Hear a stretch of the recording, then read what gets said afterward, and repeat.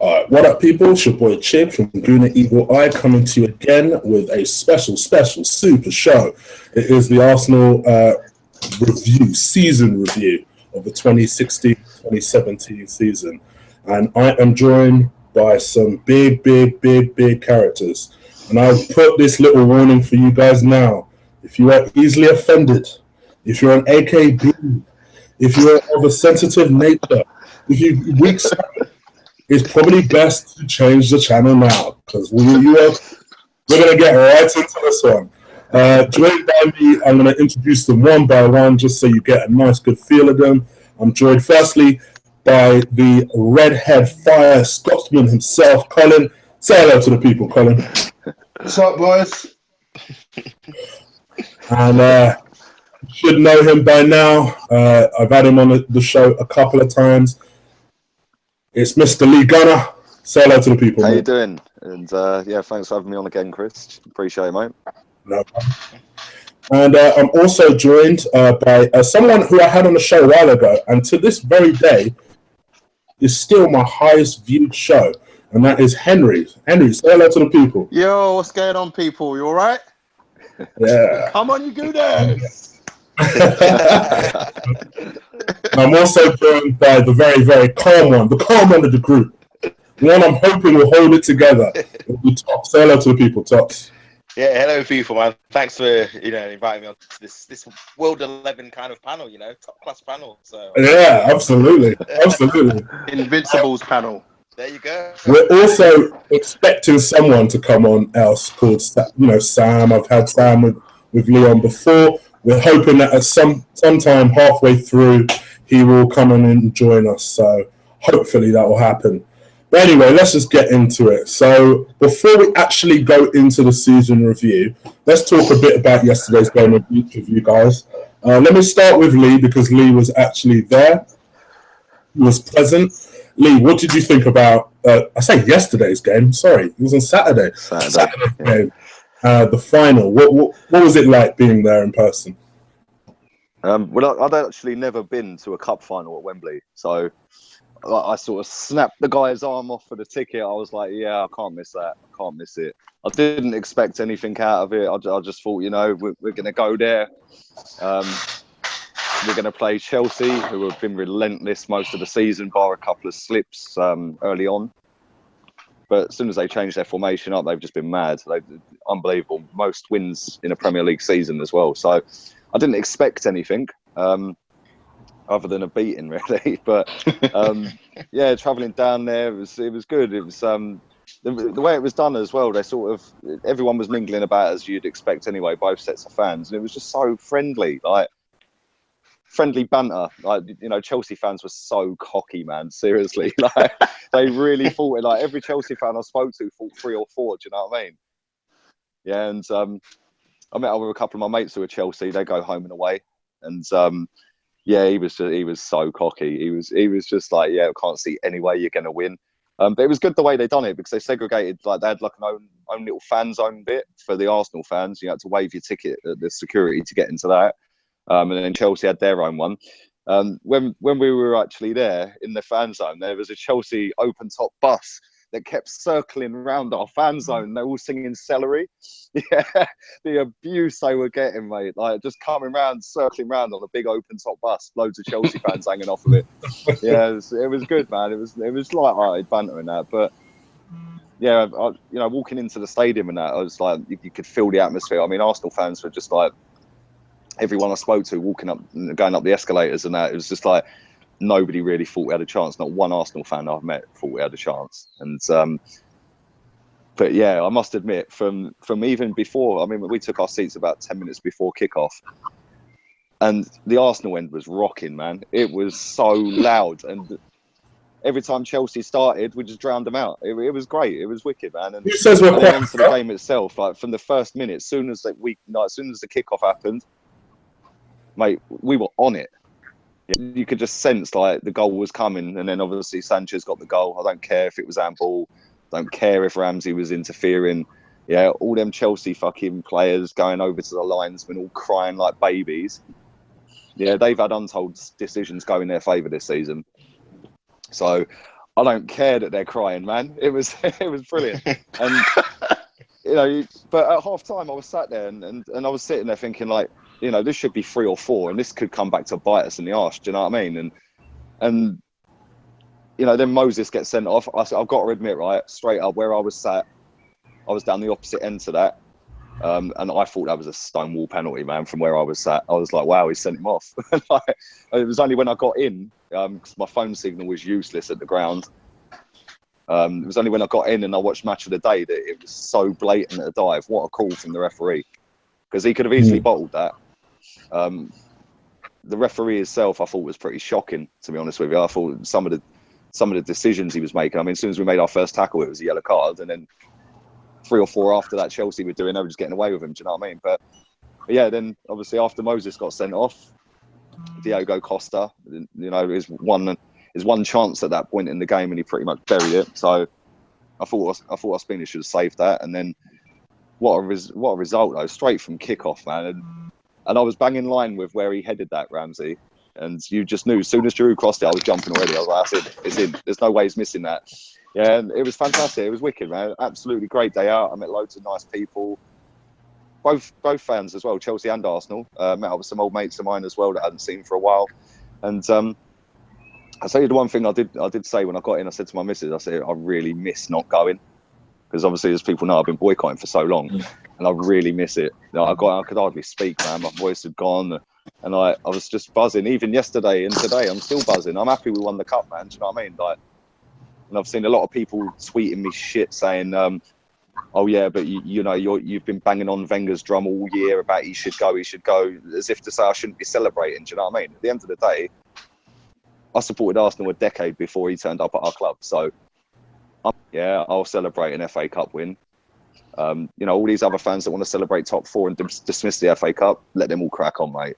Because I'll never forget that day. I'll never forget every FA Cup we've won. Do you know what I mean? Even when I was little. So yeah, all in all, it was wicked, man. And the funniest thing, right, I just want to say this quickly. I don't want to take over the whole show, but when I left, right, the Chelsea boy I know, yeah, he does his own show, right? And as I'm walking into the stadium, I'd already left him, and I'm walking into the stadium, right? And he phones me and he goes, "We'll meet up after the game, yeah." Right? And he was like, "I'll meet you at so and so spot." I was like, "All right then." So when I came out of the ground, my battery had died. But I met up with Afsal, yeah, and he knows him as well. I said, "Ring Tony for me," yeah, and he was hiding in the car park, bless him. But yeah, when I went down, right, I went down to see him. Yeah, I was walking down to the pub. I didn't realise what car park he was in, but I spotted him.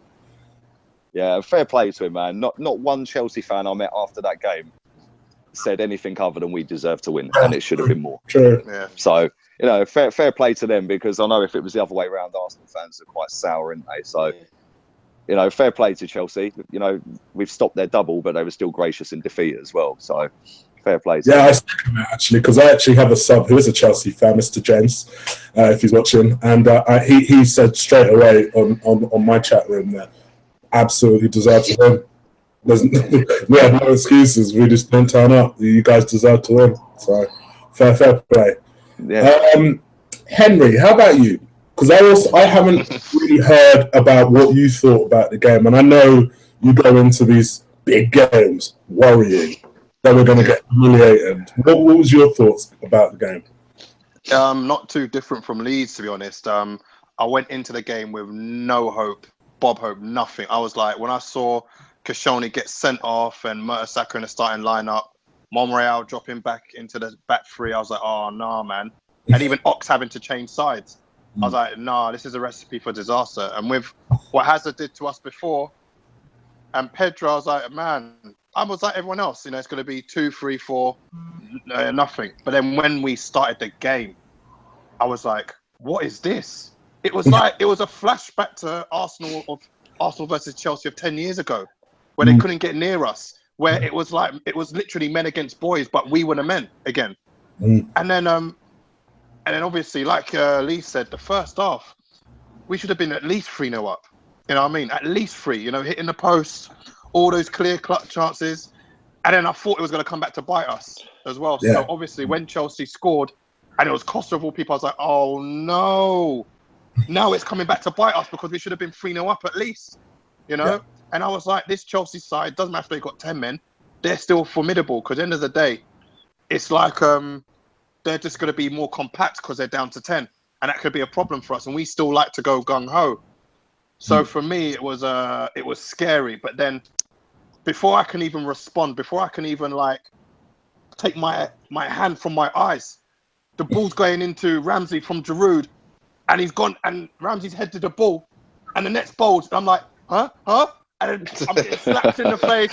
I'm like, no, my God, 2-1 like that. I'm like, oh my days, this is it. That's when I knew this was it, because I was like, you know what? We literally took our foot off the gas, and it was just like at the Emirates. They were just there for the taking, and they didn't know what to do with us. And that's when I thought, yeah, this trophy is ours, because it's this stadium. And in this stadium, these guys, I don't know what it is with Wembley, they just seem to wake up, especially Sanchez, Ramsey, Mertesacker. And I even thought, you know what? Koscielny getting injured was a fucking blessing in disguise. Because I tell you what, if Koscielny was playing, and I'm sure Lee will back me up here, our so-called world-class defender, I don't think we would have been as calm at the back. I'm telling you that now. Mertesacker, Holding, and Monreal, faultless yesterday. Absolutely faultless yesterday. Very similar to the semi-final. And if you lot remember, I think last season, an away at Man City, where we were very good, we were very solid defensively. And I just said, you know what, this is exactly what we needed for the cup final. Exactly what we needed. And of course, I remember the League Cup final when Koscielny did that nonsense. So I'm like, you know what? Everything happened for a reason. It was fantastic, and it couldn't have happened any better. Okay, it could have been a little bit better if Ozil didn't hit the post and we won 3-1, because I think 2-1 doesn't really show how dominant we were in the game. And I agree. Three would have been nice. 4 would have been too much of a hammering, and that's not really cool. But 3, I think, would have been just about right. So I really wish they stuck that away. But boy, end of the day, we got the trophy, and I'm mad happy. I'm mad happy. Didn't expect it. Hands up. I'm not gonna be here and say like, oh, I thought we were gonna win and whatever. I was with everyone else. I was like to my Chelsea friends, just don't hammer us too much, please.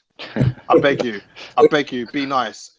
And just to add as well, the Chelsea fans really are gracious in defeat. And I've been watching 100% Chelsea and some of the other football channels, and I've got to give huge respect to these guys, because it just seems the nature between Arsenal and Chelsea fans, I really like it. It seemed to be really cordial when you were around yesterday. And I think it's nice, because I tell you what, if we were on the, like Lee said, if we lost, I'm not sure if I could have been that cool with it. But then saying that, don't give them too much props, because they are league champions. So that's probably why, you know what I mean, they have an arm around you. You know what I mean? So I'm not going to give them too much props. So yeah, super chuffed after that, man. Okay. And Brandon, I watched your review of the game, and I saw how ecstatic you were about the game. But sum up your feelings about the match itself. Yeah, man, I was just buzzing. Literally, did not expect to even get anything like the rest of these guys. I thought coming into this game, we're going to get hammered. And, you know, credit to you, Chris, because I watched your preview and I see you were so confident, saying that you were going to win 2-1. Mertesacker was going to be the man to start. And to be honest with you, when I was watching, I was thinking maybe, you know, he's been on the bit of the brandy before he's done the review. He was spot on, because Mertesacker was immense. It's got to be the best game he's ever played in an Arsenal shirt. He was fantastic. The fact that 37 minutes in the whole season, he's come up with that kind of performance, it was absolutely breathtaking. Credit to him. Credit to the whole team. I've never seen Chelsea be like that this season since we battered them at the Emirates in the league. So literally, we, as you guys are saying, we should have been 3 or 4 up easily. We missed so many chances, but luckily we, you know, managed to get the cup. As you guys were saying, I thought he was going to come back to bite us as well, because you're missing all these chances. You just think Chelsea are going to get back into it, and as you said, when Costa scored, thinking, oh, here we go, they're down to 10 men and we still can't beat them. But credit where credit's due. You know, Giroud comes on, actually does something useful, and, you know, crosses it into Ramsey, and he seems to love playing at Wembley. He's been, you know, mediocre to average all season, but the last couple of games, especially in this new formation, it's really come for him to score in. But yeah, just for all the team, all the players, and that's all we want from Arsenal fans. Even if we would have lost that game, if we would have played like that, you can't really complain because they're giving it 100%, and that's what the fans that's all they want to see, really. So credit to the players. Just fantastic day. I'm glad everybody enjoyed it, and literally we deserve this. I'm sorry, but the season we've had this season, all the trash with the manager and stuff like that, we deserve a bit of joy and a bit of happiness. So I'm glad we got it, and we were worthy winners, like we've said. So yeah, I'm happy, man. And speaking of joy and happiness, Colin. Oh boy. To be fair, Chris, right? But like, I'm not gonna lie, I did watch your preview the other day, and like Tops, the first thought in my head was, is Chris drunk or something? But no, oh my life. I'm not going to sit here and say that I haven't slagged off Mertesacker and Ramsey at some point, because I have, and it's been just due, because up until the weekend they haven't been putting in the performances of what I would expect of an Arsenal player. So the criticism is justified in that sense, but I cannot fault them for the weekend. Absolutely not. Mertesacker was class. Ramsey, I don't know what it is about this formation, but it just suits Aaron Ramsey. Him and Xhaka have formed an amazing partnership in midfield, the pair of them. And I'm happy to be wrong about the fact that Aaron Ramsey may not be useless. Like, are we living in that world where it's like, because a couple of years ago, I was thinking Aaron Ramsey's got all the tools, could be the best centre mid at the club. But over the last couple of years, he's been off the boil. So it's sort of been like, is he what I thought he was? Or is he just a fucking bang average player like so many players we've had at Arsenal? The last few weeks, I don't know, I'm lost for words in regards to Aaron Ramsey, and that doesn't happen a lot. So, I don't know, man. I don't know.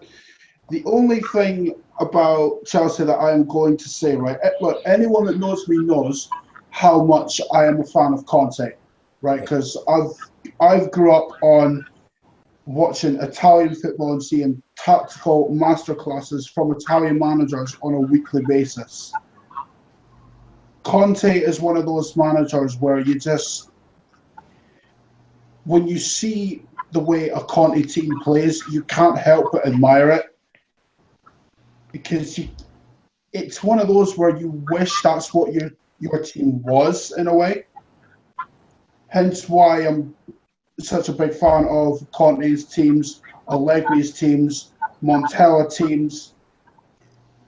Any Italian manager that is good tactically, I am a fan of, because I love watching teams like that play. I don't give a flying fuck if the game ends like 4-0, 5-0.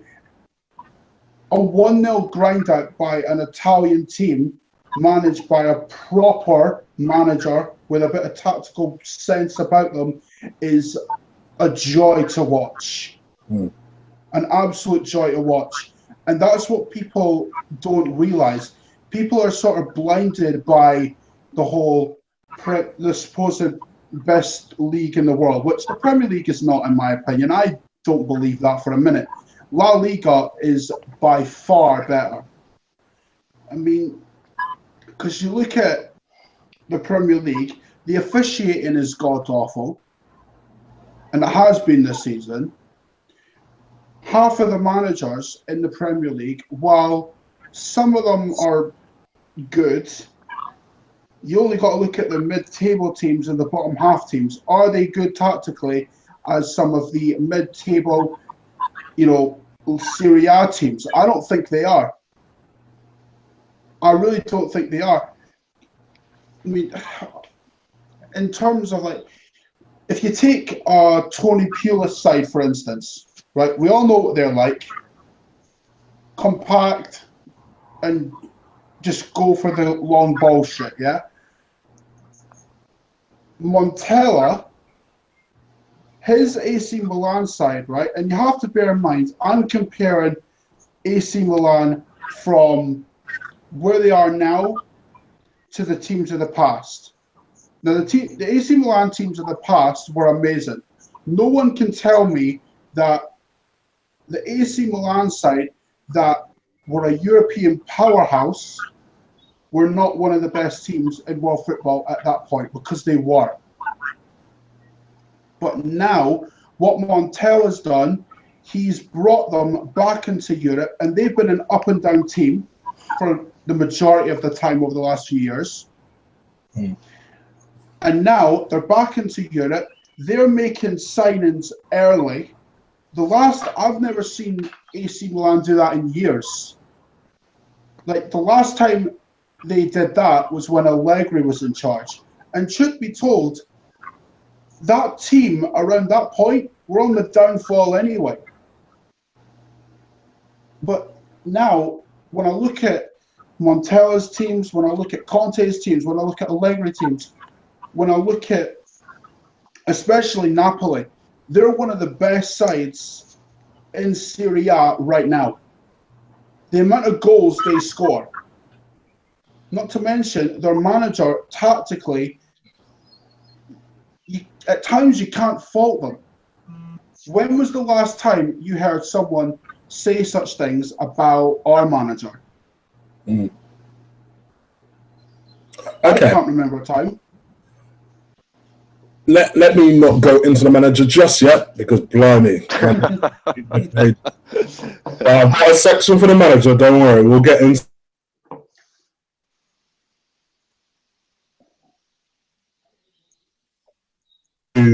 summer signings. So I want all of your opinions on summer signings. And what do you think was the best summer signing, the worst summer signing? Let's start with you, Tops. What do you think was the best and worst summer signing? And just a brief word on all of them generally. Okay. Well, for me, the best summer signing was Rob Holding, just in terms of value for money, and just in terms of how he's just come in to semi-final and final and performed absolutely brilliantly. The fact that he was playing for Bolton last year, and the fact we got him for $2 million, and no one else was in for him. And I was probably one of the most people last year when we signed him, like, why are we signing this guy? We don't need another kid to play in the team. We need a proper centre back. But he's shut me up. He's proved me wrong. He's been absolutely sensational when he's played, and it's just a shame that he's not played more games. It's only been the season when we've changed the formation where he's actually been utilised more. So yeah, for me, he has been a snippet. I mean, he could be a great player for us if we nurture him right and don't overplay him like Wobie. So yeah, for me, the best signing. In terms of worst signing, I wouldn't say he's the worst, but the most disappointed is Lucas Perez. I think he's been quality when he's played, but the way he's just been shunned by the manager, I just don't like it. It's just a disappointment. It's like, it feels like we've wasted 17 million, not because of the quality of the player, because I think in play, he's always, when he comes on, he either contributes between goals or assists.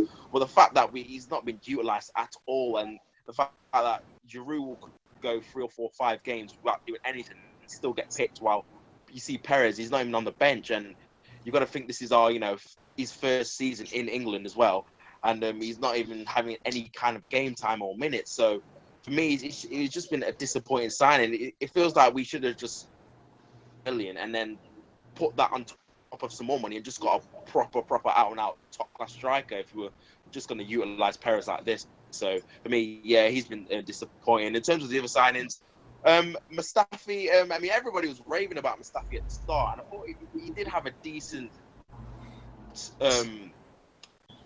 I think he is a bit suspect in terms of the reading of the game. He can be a bit rash as well. And I do think we've paid too much for him. What was it, 35 million? I don't think he's worth that much. But, he is his first season in the Premier League. Players can improve as we've seen over the years. So I'm hoping that he can improve his game, his reading of the game anyway, next season. But yeah, Xhaka as well. I think credit to Xhaka, he has made some rash tackles and stuff, but I've not seen anyone else be cautioned in terms of red cards. You see the one he made against Swansea. I've not seen anyone else get sent off for that one. I think he has been quite unlucky, and I think Arsene Wenger has been playing him out of position up until recently. He's been playing him in like a CDM, but he's definitely not that. You can tell he's more of an Alonso type player, where he's like a deep line midfielder, and his passing is his strength. That's how he uses to transfer the ball from one area to another. And you've seen it in this new formation with three at the back. As Colin said, him and Ramsey have put up a tremendous partnership, and I think we're starting to see the best of him. Again, I'm always cautious when we sign a player who's not been playing in this league. Their first season, some hit the ground running, others they need a couple of seasons just to get used to the physicality of the league, and I think that's the same with Xhaka as well. So I think overall he might be for money over the years if he continues to improve in this formation. So the signings have not been too bad, but in terms of league position, it's obviously not been good enough. So that's probably my thoughts on the signings, really. How about you, Henry? I know when we spoke earlier on the season on Arsenal Fan TV, you had some strong opinions on the signings then. Have they changed at all? I actually agree completely with Tops. With the financial aspect, Rob Holding's a complete steal at 2 million. And the way he slotted into such an important part of the formation and team, unbelievable, unmatched. And as long as we don't big him up too much and put too much pressure on him and overplay him, as he said, like Iwobi, he can be a real star. When it comes to someone like Granit Xhaka, again, he started off well, but I don't want to get into it at this stage of the conversation. But with all of our players, I don't think it's a matter of them being particularly bad, but how they're managed, which is actually the problem. Because as he mentioned with Lucas Perez, I mean, the guy's statistics must be off the charts. I mean, you don't score, and if you're scoring a Champions League hat trick, you ain't rubbish. You know what I mean? You're decent. Every time the guy's come on for us, he's either scored or had an assist. So for him to be just discarded on the side and not even in the lineup is ridiculous. So I can't really answer your question saying who's good or bad. I can say Rob Holding's the best because of the price and what he's done for us and how he's come in. Xhaka as well has been really, really good. He started off really good and then he dropped off a little bit. But again, was that due to what he's been told and, how he's been asked to play? And then, again, because you can only judge them on how people are playing and on their playing time. So looking at Lucas Perez, he's been fantastic as well. He's right up there with Rob Holding because when he's been in the side, what has he done wrong? Can anyone on this panel tell me what Lucas Perez has warranted to not be in a team? I'm waiting. All right, nothing. So there you go.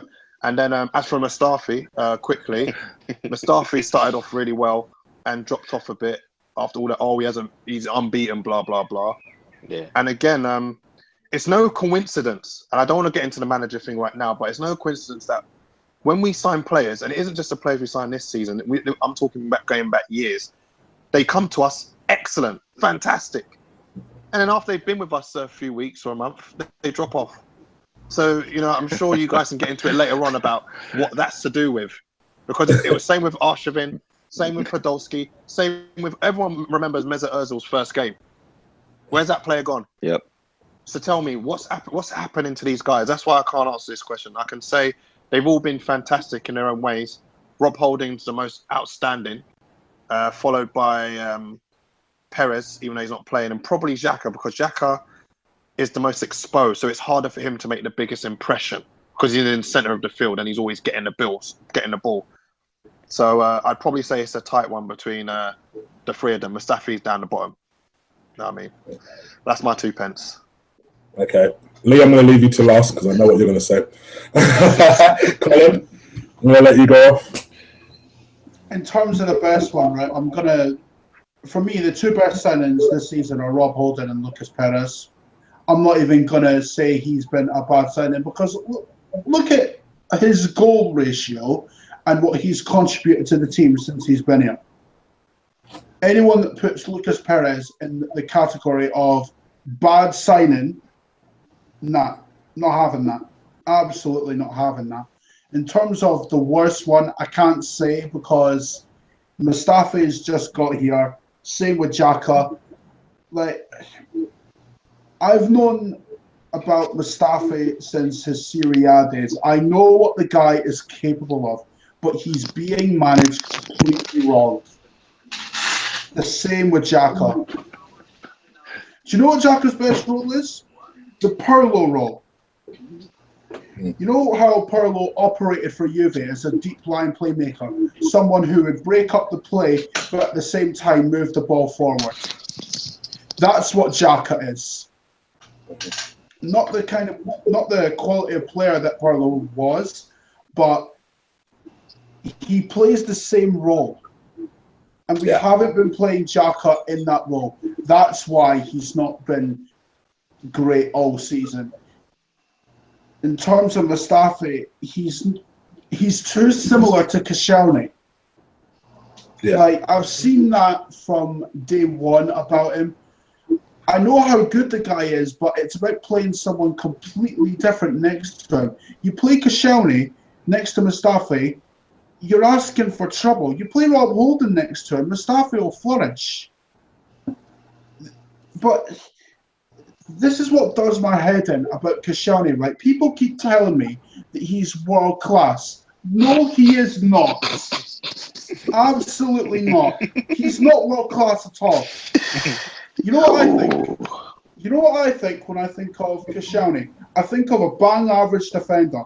I would never put him in the category of world class because the fact of the matter is he is not even up there with Alderweireld. Ooh. And that's somebody compared Koscielny to me as he's about as useful as Jagielka is to Everton right now. That's about right. No, lads, come on. No, come on. I'm talking about not necessarily comparing quality, but more usefulness to the club. Yeah, I'd agree with that. But I'll tell you why. Yeah, he's given away more penalties in Premier League history than any other centre back who's played in the Premier League. That's shocking. Yeah, man, right? that's And garbage. he's been here how many years? How long's the Premier League been going? Right, I know it's a lot easier to win penalties now than it was 20 years ago, but stat, right? He dives in way too quickly. Yeah, we see that again the other day, hence why he missed the cup final, because his decision making is appalling. When he plays well, yes, he looks absolutely amazing, but he has 2 of the 3 of them performances every 40 games. So, to put him in a category of world class is ridiculous. But I look at a world-class defender as somebody, not so much now, but John Terry. Again, not so much now, but Vincent Kompany.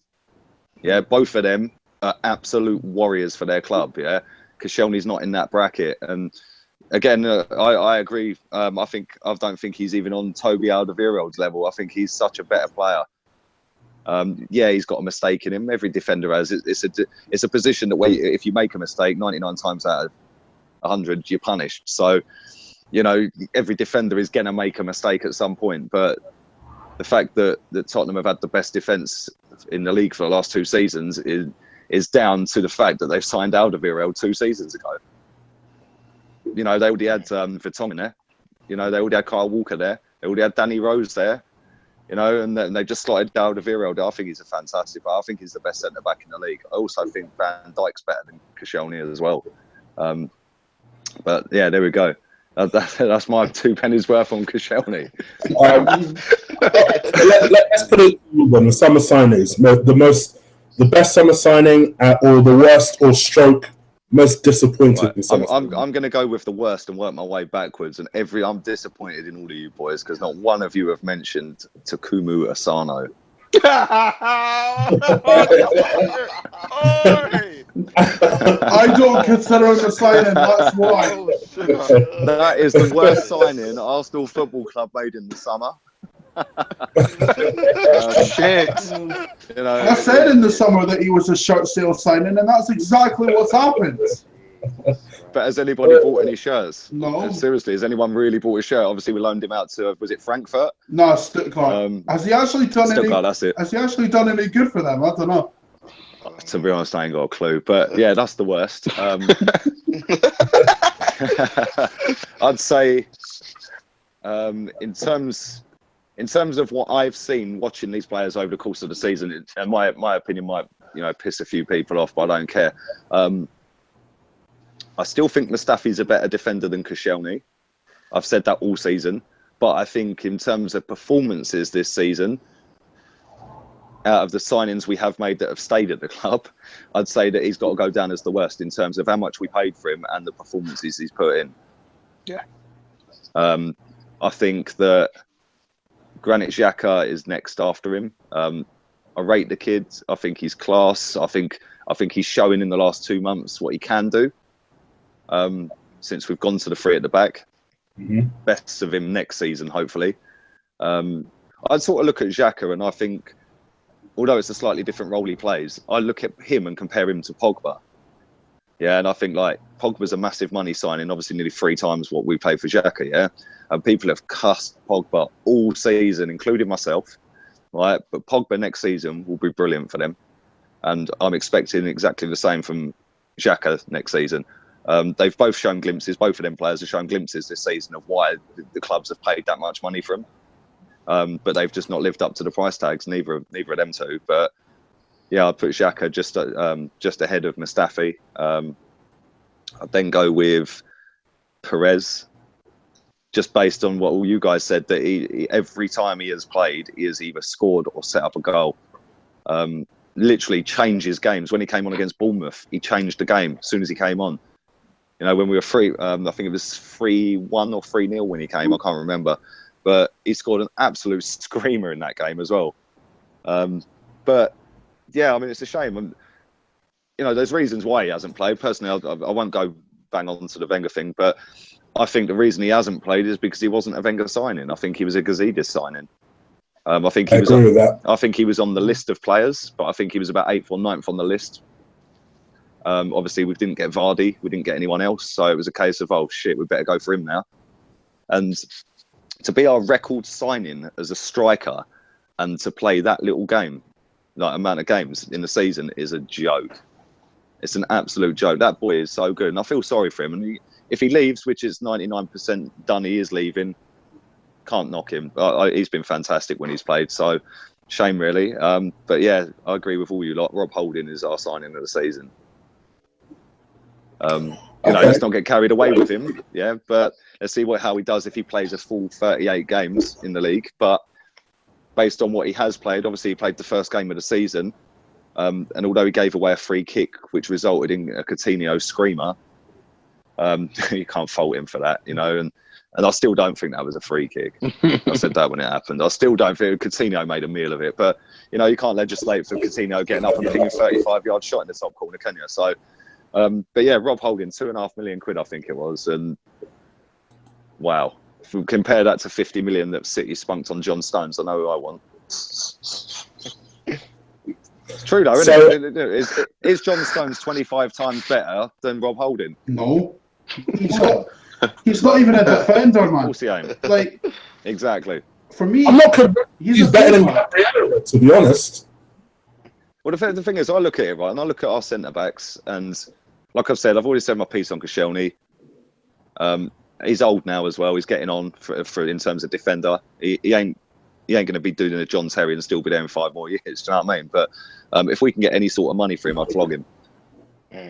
But when you look at our centre backs, we bought Gabriel for £10 million, and that same season, I think Celtic sold Virgil van Dijk for £10 million to Southampton. And who's doing our scouting? Yeah. It's true though, isn't it? Let's be honest. If you look at it, I've rated Van Dijk since Celtic days when not many people really knew about the geezer. Yeah, and when you look at it and see that both of them went for £10 million in the same summer, you got to ask questions, right? But full credit to Arsenal and to Wenger for getting Rob Holding, because, mate, if that guy does again next season what he's done this season, but in more games, yeah, we have got ourselves one hell of a footballer there that could go on to be a captain of this club. So let's not get too carried away with him. But yeah, from what I've seen, mate, and I mugged that signing off when we signed him. I was like, who the bloody hell's this kid? Why are we signing a kid from League One? Blah, blah, blah. That ain't good enough. Yeah, I'm happy to sit here and say that I mugged myself off on that. Oh, gosh. All right. Well, going into the season, I think everyone was under the usual optimism, hope that maybe this year will be the year. And we went through September and we were flirting the top and everyone was getting hopeful, except for Lee and Colin, who were as usual miserable. And, I predicted fifth. I did say out of the top 4, not the exact position, but I did say that would happen. In fact, I think Colin's tweet from November is still pinned to his profile about how he wouldn't win the league. It's not. Is it? I'll be taking it off. And everyone was full of optimism and hope. Where do you feel in the season was our big turning point? And I'll let you know where mine is. So I'm gonna go with Henry on that one. Let's go Henry first. Oh, it's a tough one. I can't think of any in particular, to be honest, but I can think of one which everyone's going to go for. It's probably when Santi was injured. Even though, for me, to disagree with you earlier, I think we've been crap the whole season. I think we were scraping games. Like, even when we beat Southampton 2-1 at the Emirates with that last-minute dodgy pen and matches like that, I just thought we were an accident waiting to happen. But I think it really went up shit creek when Santi got injured, and then Coquelin got exposed for what he was. And then, it took Le Prof a further 15 to 20 games to then change to the formation we've got today. But I think that was a major turning point, losing Santi. It changed the system we've been comfortably playing with for a good part of 2 seasons. But again, that's part of our problem. Why are we so rigid in everything we do? Why is it that if one thing changes, we just fall apart? So now we're playing 3 at the back and, something changes there. We just got to fall apart again. We need to be more fluid. We need to make changes during the game. You know what I mean? So losing Santi was a big deal. I think if we didn't lose Santi, we could have been probably a bit higher up the field. In fact, no, we would have been higher up the table with Santi. So that's my biggest turning point in the season. Okay. Colin? For me, performance-wise, the turning point was post-Basel. Because during the away game to Burnley, which we won 1-0, I could see from then that the performances were dipping. And from there, it just spiraled further down. Like, losing Santi was a big deal. I agree with Henry in that respect, but you can't put our shite season all down to that. Like, because let's be honest, the whole team, bar Alexis and Holding, and if you include Perez in that, fine, have been garbage for the whole season. Like, it's our own fault we finished in 5th because we did not do what was necessary and sort it out tactically. That's how it went wrong. 4-2-3-1 only works if you have a Santi-like player in the midfield to link the play up. Who actually does that, bar Santi Cazorla, in our team? I can't think of anyone that does that. And that's why I was an advocate of switching to 3 at the back long before we did it. I mean, you've only got to look at the point from the 31st of January to the 10th of April. We got 2 wins in that time in the league. 2 wins in God knows how many months. And yet people wonder why we're not winning the league. It's because of that. Shite form for months.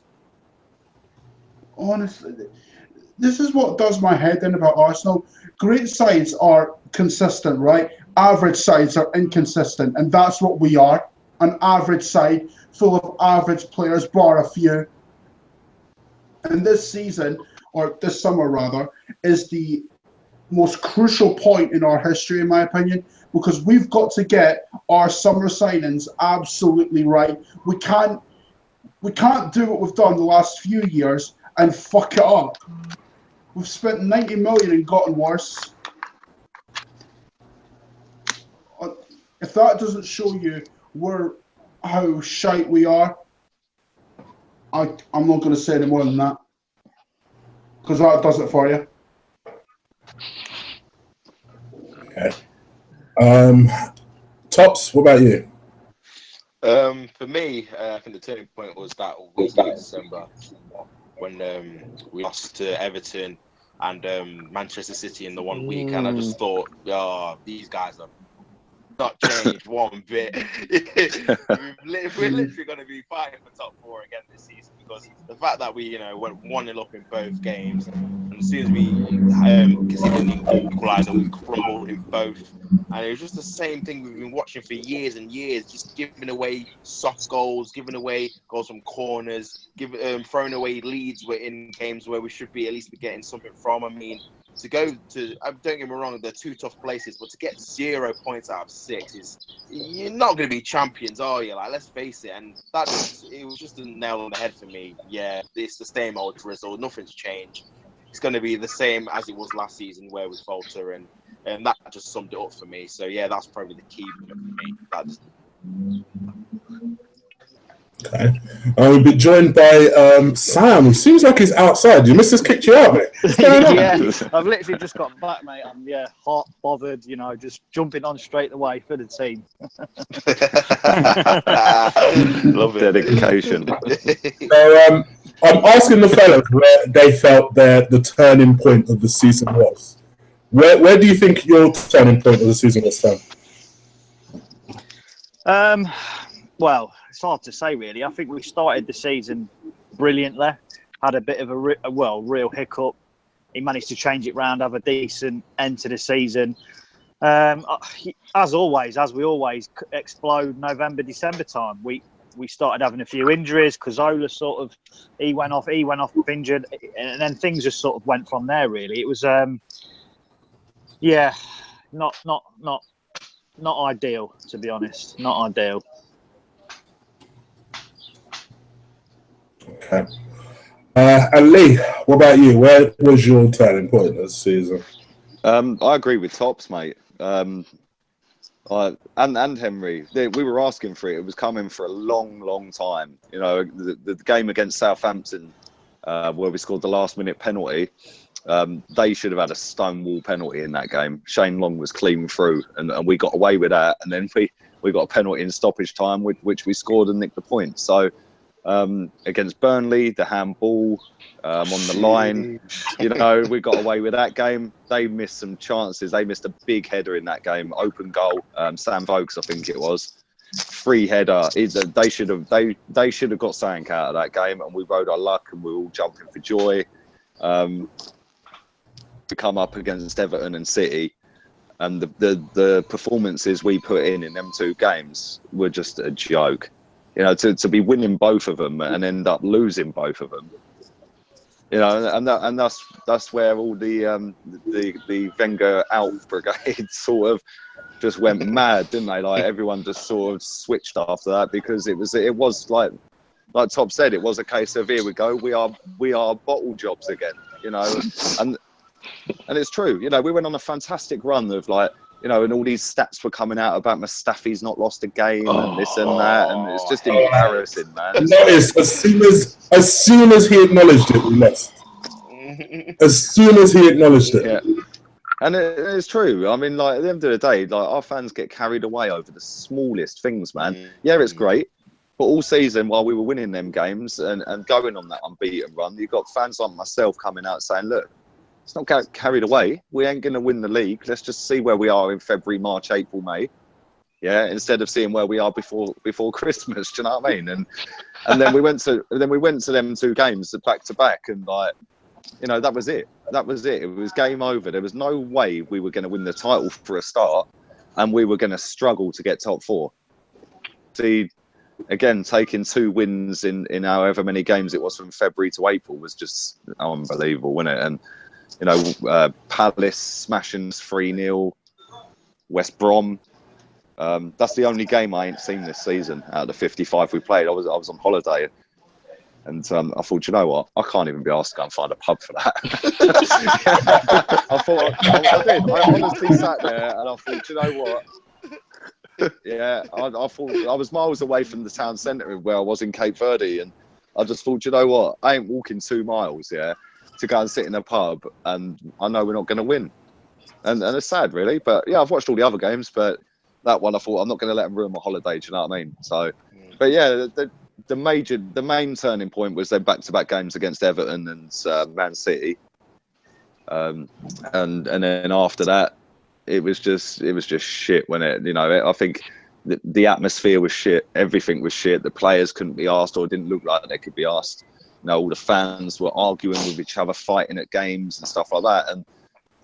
And at the end of the day, when you look at it now, we fully deserved not to get in that top 4 this season. Yeah, 5th was where we should have finished, and we did. We ended up 5th. So, a lot of people brush it under the carpet and say it's just a blip, and we only finished 1 point behind 4th. But I look at it the other way and say, well, no, it's shit. We finished 11 behind Spurs and 18 off Chelsea. Yeah, that's how I'm looking at it. So, it's all well and good saying we finished 1 point outside the top 4, but we actually finished 6 wins behind the champions, and that would have only put us level with them. Do you know what I mean? So I'm not gonna lie to you. I thought that was the worst comment Wenger made in the last couple of weeks. Oh, we only finished 1 point off. But that shows the whole mentality at the football club, mate. That he shouldn't be saying that. He should be sitting there but that also sums up the targets he gets set at the start of the season, because it clearly shows there isn't a target for him to go and win the league. The target is just to get top 4. Do you know what I mean? So, I don't know, mate. At the end of the day, we got what we deserved this season. And if you look at past seasons, we've rode our luck enough times in previous seasons. We scraped in with a phantom goal at Newcastle. Do you remember when the Spurs fans all jumped in for joy? Exactly. Yeah. And exactly. Exactly. Lasagna. Yeah, that game as well. It's happened quite a few times over the years where we scraped in on the last day and that. And at the end of the day, if you set your stall out, I mean, I look at, somebody said this to me the other day, and this is a fantastic point. You've got teams like Sunderland, yeah? Sunderland do the bare minimum to stay in the Premier League every single season, yeah? And eventually, the bare minimum ain't enough, because everyone around you has raised their game and done more than the bare minimum, yeah? Hence why Sunderland have been absolute shit this season and fully deserve to be relegated, yeah? Because they didn't do what was required. They hired a manager that, although I think he's not as bad as people make him out, he was good enough for Sunderland.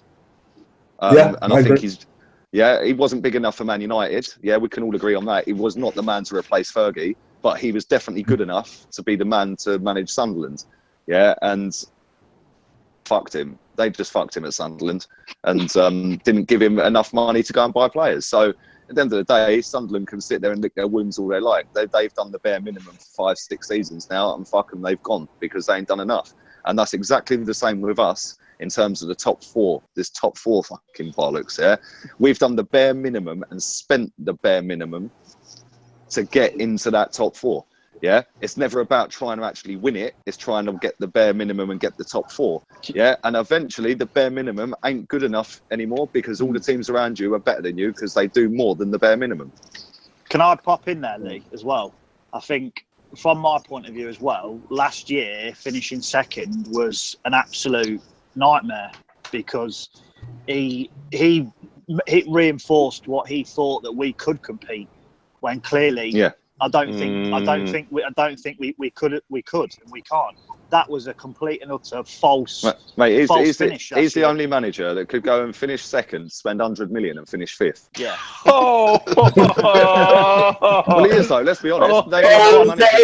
Goodness! I've got a whole bonus section. Give me a sec. Sorry.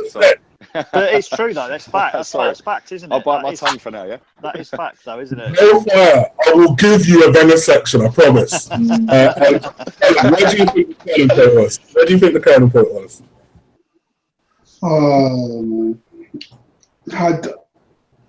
I don't know.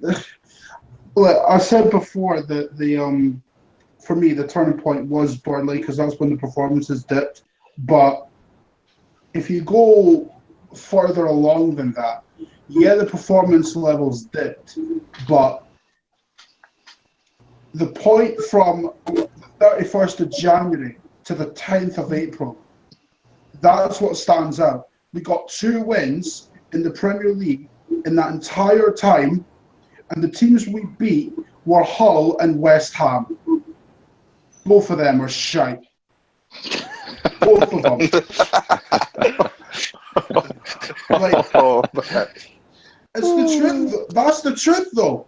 Like, you can't expect to get top 4 and only get 2 wins in 2 months. You can't. Forget winning the league. You know what that is right there? That's relegation form. Yeah. Yeah, It was. I mean, God's sake, Sunderland are garbage, and I fully agree with Lee that they've been scraping it for a while, right? The only reason they've been getting out of that scrap is because Newcastle gave them 6 points every season. That's the reality of it, and they've now suffered for that. We're exactly the same. We've been scraping top 4 for years, not just the season, years.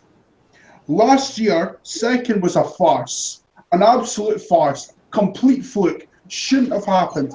We finished behind Leicester City, and the only reason we got second was because Tottenham fucked up against a shite Newcastle team. That's the only reason. And finishing second, I fully agree with what Lee and Sam have said. That was the worst thing that could have happened. The worst thing, because people forgot about how shite last season was. Just because we beat Aston Villa 5-0, who were the worst team in the league, and because Tottenham fucked up against a shite Newcastle team, papers over the cracks. Not happening. Not happening this year. No. We might have won the FA Cup, right? But the sad thing is, we're now in this position because we've not learned from our mistakes. And that's down to not just the manager, but the whole club. All of them are to blame for this. Okay. I know that Henry has to leave us because he's got a flight to catch. Oi. All right. Before you do go, this is the end of season review. I'll grab my passport, Henry. I'll come and meet you. Oh, cheers. But before you do go, this is the end of season review, and what I'm going to actually ask the rest of the panelists at the end of the show is to give their grade on Arsenal. So you need to do that now, I guess. So what's your grade on the Arsenal season?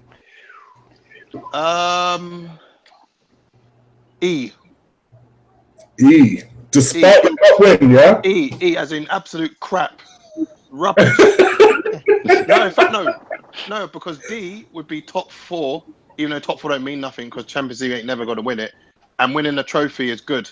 So that'd be a pass. But the idea we didn't make Champions League means it has to be an E, because it's the bare minimum for a club of Arsenal size to be winning a trophy like that. Because look, United have won 2, Chelsea have won 1. So if we didn't win this, trust me, it would have been absolute diabolical. I mean, we can't get, because people, again, I can't stand people talk about, oh, be careful what you wish for. People would love to be where you are. Arsenal are a big club. For Arsenal to drop from winning in the league out of the top 4, technically that's relegation for us. So we've been relegated from the top clubs. So it is as bad as it gets.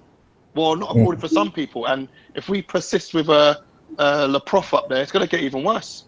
So I give our season a big whopping E. I'm ecstatic for winning the trophy. Like Lee said, we support Arsenal first. But other than that, it's been a fucking disaster from the day one at Liverpool, from at the Emirates. We didn't start the league. And it carried on from then until now. You know what I mean? And what annoys me is that, they were bartering over Mustafi, maybe 5 or 10 million. How much money have we lost in league positions now? Or from Champions League money? So had we just paid up and started the season properly, you know what I mean? We'd had the money. And that's what annoys me with the club. We're doing crap on the field and off the field. They just lost, a whole change from top to bottom. So I'm going to leave you guys on very important words. Wenger the fuck out. And I'm out of here. Later, lad. Anyway, thank you. Safe flight, yeah? Cheers, mate. See you later, Emre. Oh, wow.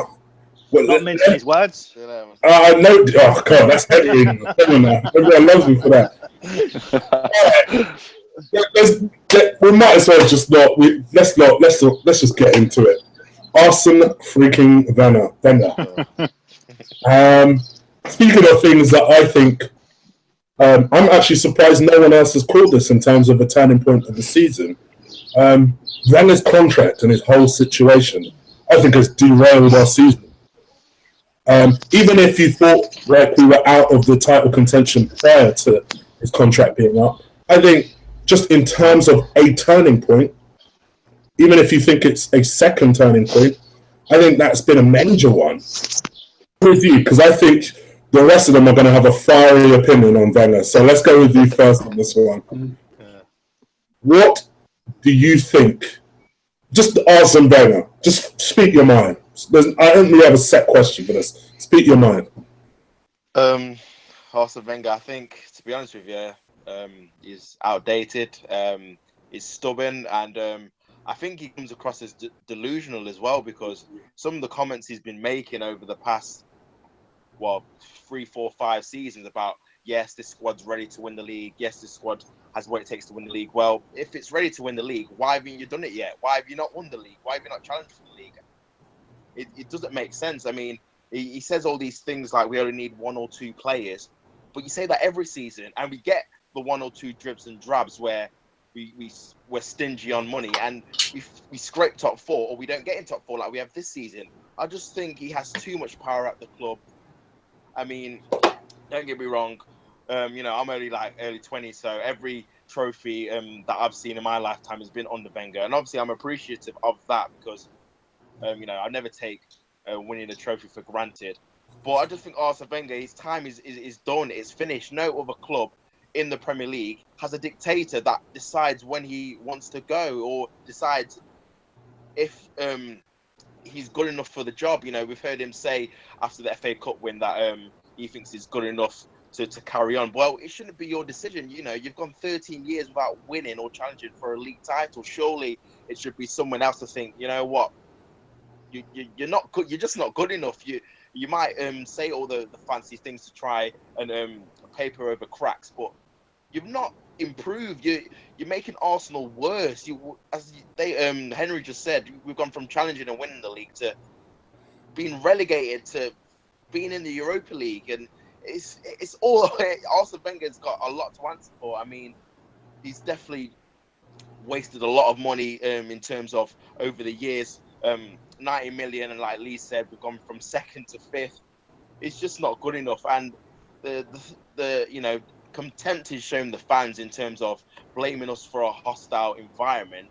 The fact that it's hostile is because you're not producing the results, and you've not for 13 years. It's got nothing to do with the fans. The fact that every single year, I know we're going to get a beating, whether it's against Bayern Munich, whether it's against Southampton, whether it's against Man City, Liverpool. Every year we always get smashed 4, 5, 6, and it's just not good enough. And it's based off his tactics and the fact that he's just not at it anymore. He's just not good enough. We need someone with more fresh ideas, fresh tactics, a new way of thinking, and just a restructure of the whole club.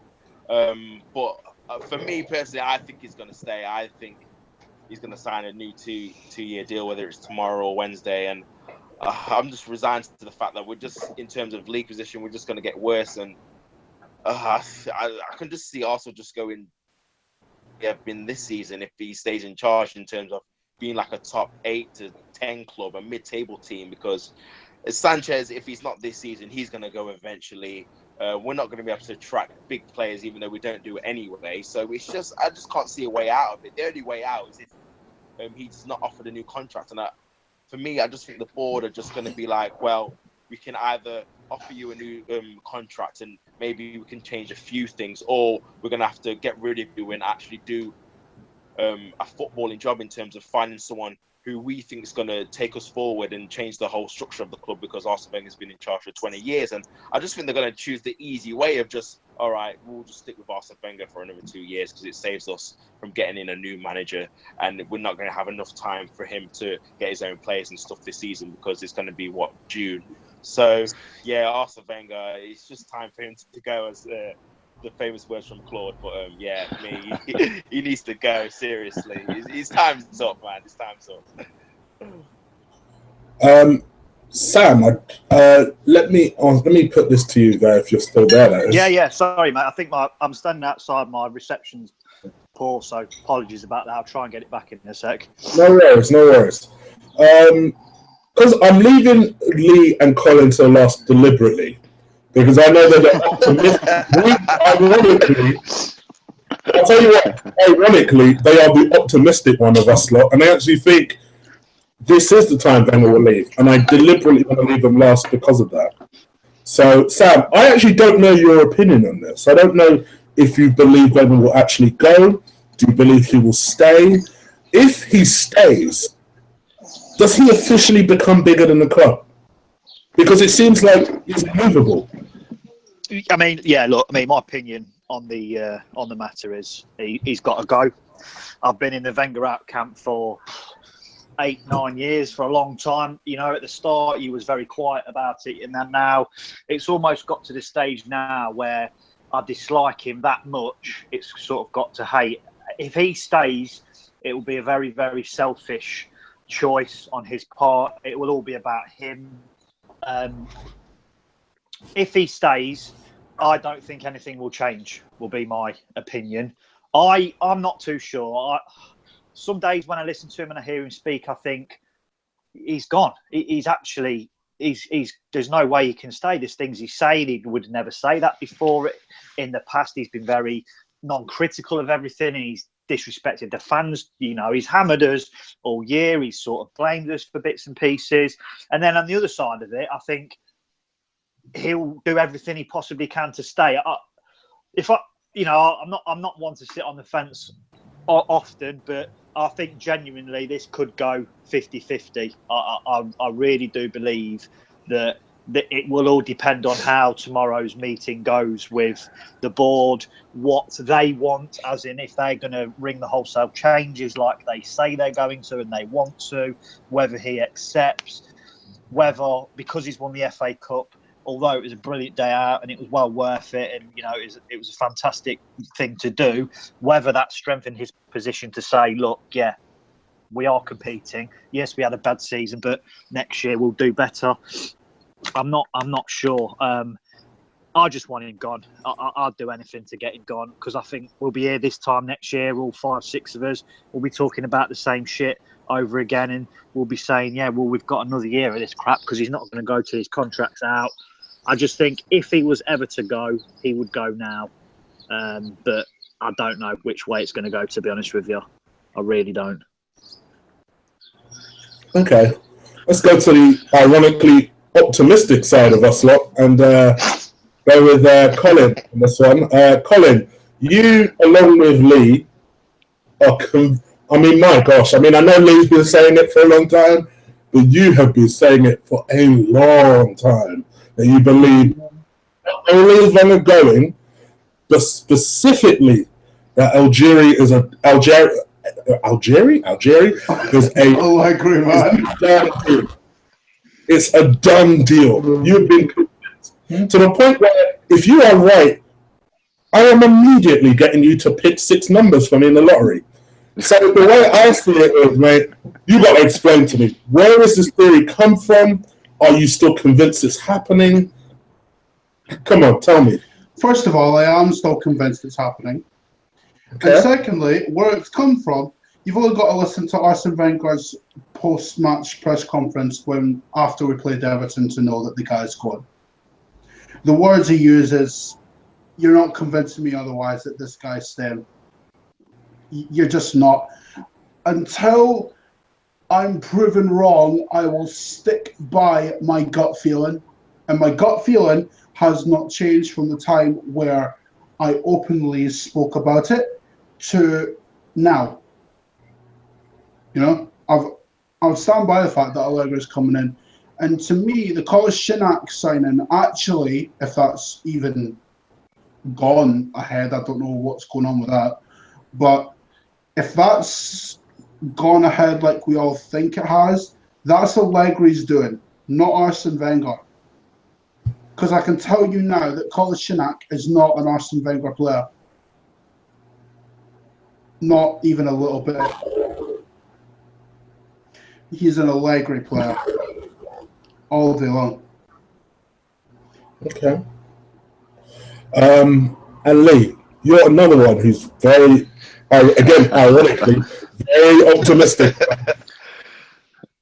Come on, tell us the reason for this optimism. Right. First off, I just want to start by saying, right, that I know these guys all spoke very well, and they've all been quite calm about the way they've spoke about Wenger. So I just want to get my little two pennies worth in there, right? The reason is coming. The reason I hate, and I do hate him, it is hate, yeah? I hate on this planet. He is definitely one of them, right? The reason I hate him is because he has created a whole generation of Arsenal fans that are happy to not win. They're happy to finish as a third loser, yeah?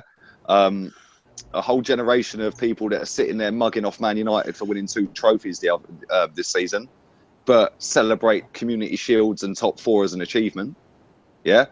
I'm 35 on the 5th of June. That's what, just over a week away. Yeah, I remember the League Cup. I remember the FA Cup, and I remember the Cup Winners' Cup, the UEFA Cup. Yeah, all these people that are mugging all these competitions off are the new school. No disrespect to you, Tops, I know you're quite young compared to me. Yeah, right? Yeah, but you're not. You've got a brain on you. You can see it from the other side, right? A lot of the people that are Wenger in are young. They're quite young. They're less than 25, most of them. Or the ones I come across are definitely 25 years and below. So they started supporting Arsenal because Arsenal were winning. Yeah, and they've grown up with Arsenal not winning. Yeah, so they come to Arsenal when Arsenal were going invincible. Yeah, they were, say, 6 years, 7, 8, 9, 10 years old. Yeah, they're now touching 30, 27, 28, 29, and they've been brainwashed over the last 15 years that winning don't matter. Right? That is never, ever, ever going to change in their head. Yeah, ever. Right? And that generation is the future generation that's going to have their kids, and their kids will be the next future generation. Yeah, that's going to breed all the way through the club for decades, mate. Yeah, by our fans, right? The older generation, it's not all of them, because there is a lot of our Arsenal fans that are older than me that still want Wenger in. But the older generation have seen life before Premier League, seen life before Sky Sports, seen life before Champions League football and all that. You know what I'm saying, right? And nowadays it is literally all about money. And the only fans I ever come across that speak about top 4 and money are Arsenal fans. Yeah, I see a Man United fan the other day. I bumped into this Man United fan in the job I do, right? And he said to me, it was the day after they won the Europa League. He was buzzing. And I said to him, do you know what? It's so glad. He's the same age as me as well. I said, I'm so glad that you are happy that you've won that. Yeah. I said, because you're one of the biggest clubs in world football. They're massive. Yeah. They are massive. They're in the top 3 clubs in the world. And they haven't dismissed the Europa League. Yeah. They've made that competition 10 times more popular than it was last season or the season before, just because they wanted to win it. Yeah. They haven't dismissed the League Cup. And all these Ponzi Arsenal fans that are all snobby, yeah, that are all young, or a majority of them are young, all believe in Wenger, dismiss the League Cup. They've dismissed the Europa League. Yeah, I don't get it. Yeah, somebody told me today that the team that come 20th in the Premier League next season get more money than Chelsea get this season for winning it. Jeez. Yeah. That's Crazy. what football's about now. Nobody gives a toss about winning. I see a tweet today from a guy, a Tottenham account. What would you rather have, top 4 or FA Cup? Yeah, the majority vote was top 4. Yeah, that is, and it's not just Arsenal fans. Yeah, Arsenal fans, a lot of them, all they speak about is money. But there's a lot of fans that dismiss cups. Yeah, and the lot of them are younger than me. And they've never seen that cup when it was a good cup. And the reason they're not good cups anymore is because managers like Arsene Wenger come into this country and play kids in the tournament. Yeah. And while we were wowing all our fans, beating Southampton 6-1 and putting the kids out against Everton and bashing them up as well, Yeah, it's fantastic, but none of them kids have ever gone on to be first team regulars, so it was pointless. When he put the kids out 5-1 against Spurs in the League Cup semi-final, disgrace, absolute disgrace. It's a semi-final of a cup, and you put the kids out. Against Chelsea in 07, 10 years ago, in the final, it was Theo Walcott's first goal for Arsenal. Yeah, and then Drogba scored 2 goals. He played the kids. That's a cup final. Yeah, and a lot of managers followed suit with Arsene Wenger after that. And now you've got a whole generation that have brought into that and don't care about the League Cup. Well, I can tell you something, mate. I do. I care about any cup. Yes, it's not going to be the highest on our priorities, the League Cup. But if you're in it, try and win it. Yeah, and don't dismiss it by putting the kids out in it. Yeah, so that's my little rant about Arsene Wenger over. On to why I think he's going to go. And I am 100% adamant. Adamant. Yeah, this could come back to ruin me on Wednesday or Thursday, right? Right, and I'm going to get so Trust me, call it a dreaded that day too. Don't You know this is recorded, Lee, don't you? So you are going to get rid of it. Yeah. Just delete it on Thursday, yeah? The reason I think he has gone, yeah? A couple of reasons, right? Never has his contract gone down to the last day, which it is going to be on Wednesday. That's the last day of his contract. Never, ever, ever has that ever happened. Ever. In 35 years of being a professional football manager. Right? So that's the first thing. The second thing is all these stories like John Cross comes out with, it's 100% done deal. There's no offer there. Because if there was an offer there, he wouldn't be leaving it until Wednesday. Yeah? He would have signed it months ago. Yeah? I don't care about whether we had bad results. He is a greedy bastard, mate. Yeah? He would have signed that up for another 2 years for £9 million a season, or 8.9 if we're splitting hairs, yeah? He would have signed that up. That's guaranteed £9 million a season. That's 18 million in his back pocket, yeah? The way, like Colin said, the way he spoke after Everton, but it's not just Everton, the way he spoke with Jake Humphrey on that interview. Yeah, and he goes, I want to take him to the next level. And he goes, well, what's the next level? The next level is the next level. Well, it's not. It's the next level fucking down, mate, because we're now in Europa League, which has cost the club best part of 50 million quid. On top of that, you're going to have to pay well over the odds for players, because the only way they're coming to us is by paying well over the odds, like Man United did last summer with Pogba, because he ain't 90 million quid, as I said earlier. The way he spoke after Everton, this is the biggest thing for me, right? The way he spoke after Everton, he said, they said, are you still going to be the manager of Arsenal next season? He said, oh, you'll find out shortly. He keeps swerving the question, right? Keeps swerving it. He throws his Champions League record at you all the time. Yeah. He throws the top 4 at you. Now we haven't got top 4. Oh, well, I told you it wasn't as easy as it all looked all them times I got it. Yeah. In my opinion, he's trying to manipulate the board by saying, look, I got you top 4 for years. Now I haven't got it. It's not as easy as you thought it was to get it. Yeah. So he's playing a mind game with the board. But this is the biggest thing, right? When he spoke after that Everton game last weekend, they said to him, what next for you? What next for the players? Blah, blah, blah. His words were, if the club keep the players together and if they stay, yeah, next season. Yeah, not if I keep the players together and, you know, blah, blah, blah. All the way through that interview, at the end of that Everton game, it was if the players. Yeah, not if I do it next season, or if I go. And so he said about they only need 2 class players to compete for the title next season. If that was a man staying, he would have said, I only need to sign 2 class players for me to challenge for the title next season with this club. He is gone. My birthday's on the 5th of June, yeah? The Champions League final is the 3rd of June, right? Allegri is in the Champions League final. The 1st of June is Thursday, I think. We're going to know Wenger's leaving on the 1st of June. Allegri, win, lose, or, well, he can't draw, but win or lose on the 3rd of June is going to walk out of there a hero anyway, because he's dominated again. He's gotten to a Champions League final. He's won the league. I don't know if they've won the cup. Did they win the cup as well? Yeah. So he's on course for a treble. Yeah. So he's going to leave a double winner worst ways, right? He's transformed that football club and took it to the next level, right?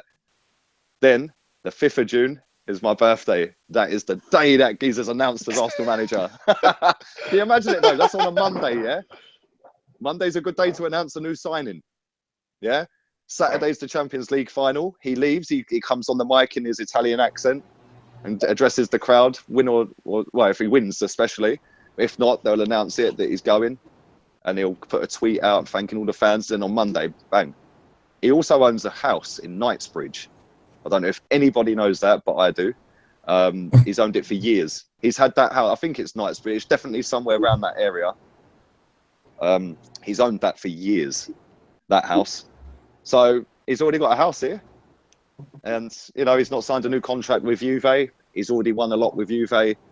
Can he take him any further than a Champions League final after winning a double? I don't think so. The lure of the Premier League coming up against top draw managers, whereas the Italian league, in my opinion, is dead. Yes, it's got a lot better recently, last couple of years, but you know, I know what I'd want to do if I was a manager. And you know, like I said, he's won a double, he's on course for a treble. I don't think they'll beat Real Madrid, but you never know. And if he walks out of there with a treble, wow, mate, the guy's a hero at Juve for the rest of his days, isn't he? Regardless of where he goes. So if he did a job over Barca, I wouldn't count them out. Well, exactly. I mean, let's be honest. People get it twisted, right? You know, they say the same about Simeone, yeah? Sorry, they say that Simeone and Allegri, for me, are very similar, yeah? And a lot of people cuss Simeone, but big up Allegri, yeah? So many people get good defending twisted with being boring. Yeah, George Graham made a whole career out of being able to defend and set a team up properly. Yeah, Simeone is a master at it. Allegri is even better at it. Yeah, you know, and in my opinion, if we got Allegri for next season, wow. Can you imagine, right? Arsene Wenger goes out, he's left the cup, he's left with a cup, he's won it, yeah, for the 7th time, which is the record for the club and himself. Yeah, he bows out, he gets his day, and you know, whatever, thanks and all the tributes and all that, fantastic, yeah. And then the buzz around the club if Allegri came in. Could you imagine what that would do to us? Yeah, all summer we would be buzzing. One other thing I want to drop in before I let the other guys speak, so I'm waffling, right? But somebody said this to me the other day, and I actually tweeted it out. He goes, "Don't Allegri play free at the back?" I said, "Yeah, I think he does." Yeah. He goes, "So, you know, like Colin said with this Kolasinac, he's not a Wenger player. I tend to agree with that. He's not." Has the Allegri deal been done already? And has there been a little agreement? Try out a free at the back, see how it works for me. Do you know what I mean? I don't know. I'm just throwing that out there. It's a bit far fetched, I know, but Allegri plays free at the back, and it's no coincidence that we changed to free at the back right at the back end of the season when he looked already done and dusted. Yeah, and he already knew his fate. That's how I'm seeing it. Allegri daily. Oh, do you know what? I forgot yesterday. It's only a matter of time before I'm nicked for harassment or something. Do you know what I mean? Or stalking. You know Rocky. You know Rocky. No, I'm his biggest fan. One of the main things. Yeah, there we go. That's one of the main things, right, lads? This is why people slate into Allegri over like the course of the last few months, and trust me, I've seen this personally, right? They slam Allegri, right, for quote unquote killing Milan. Let me think for a minute. When we lost to Milan, who was the manager of AC Milan that year? Yeah, when they battered us 4-0. Yeah, exactly. Allegri was the manager, and that side was on the downhill at that point as well. Now, just a little thing for all those people. Allegri did not kill Milan. Berlusconi did. Exactly. And I know this because I've seen Milan over the last few years, and they have been god awful. Look at the players that they've been buying for the last couple of years.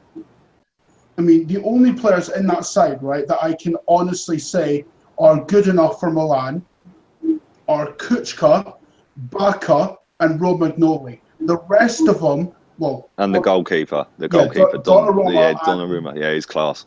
Yeah, Bonaventura as well. I do like him.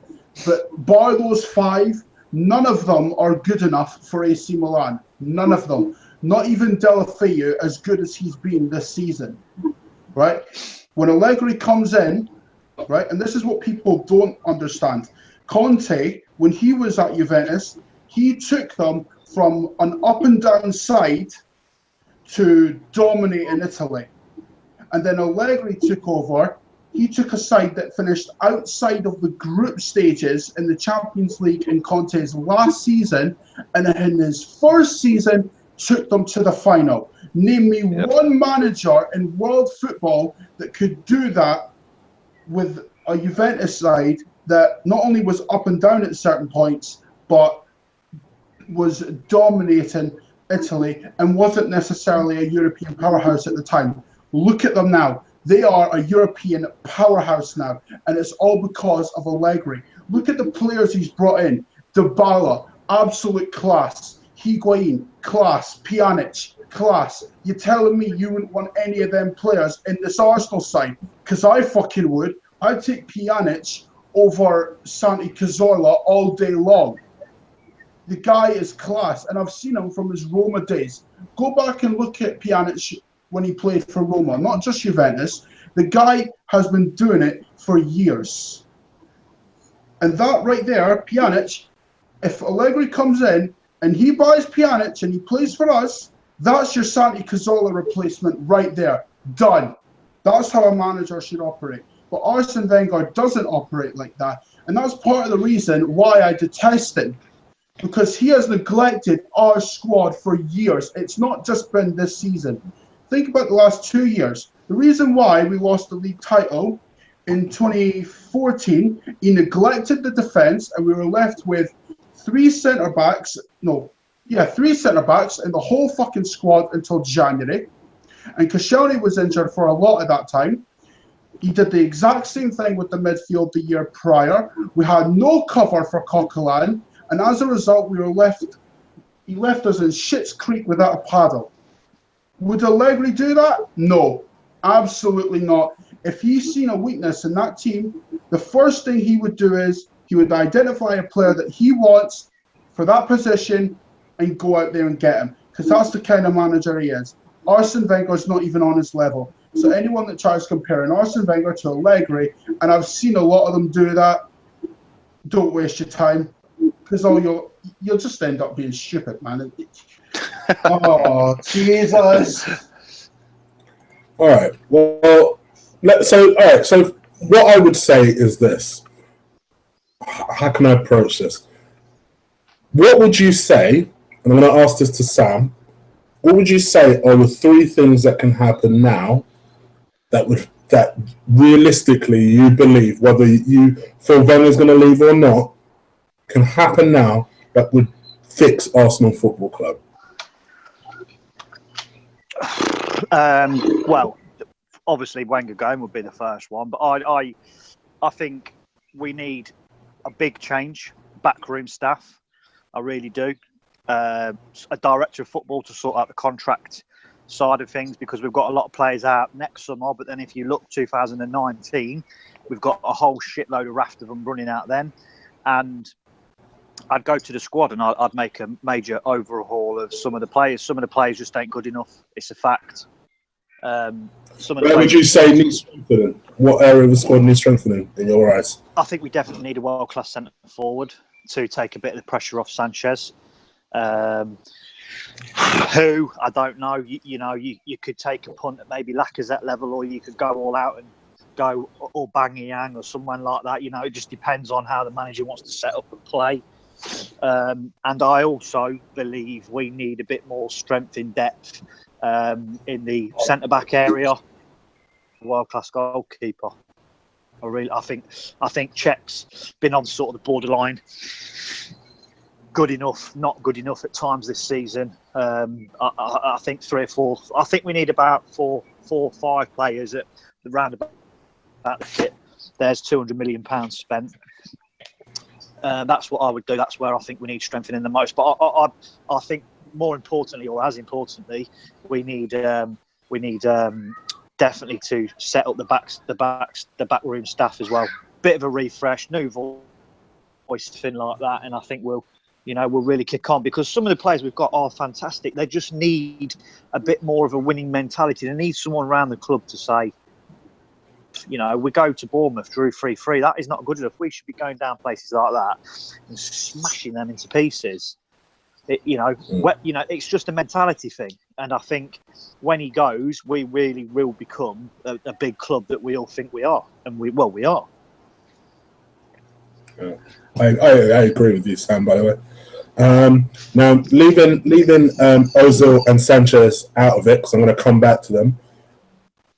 Tops, what do you feel the 3 things that can happen that would fix Arsenal Football Club right now? I agree with what Sam was saying. The manager needs to obviously start off, and I think we definitely need like a coach, someone to change up the style in terms of I think, because obviously what Tony Adams said about Arsene Wenger couldn't coach himself out of a paper bag or whatever.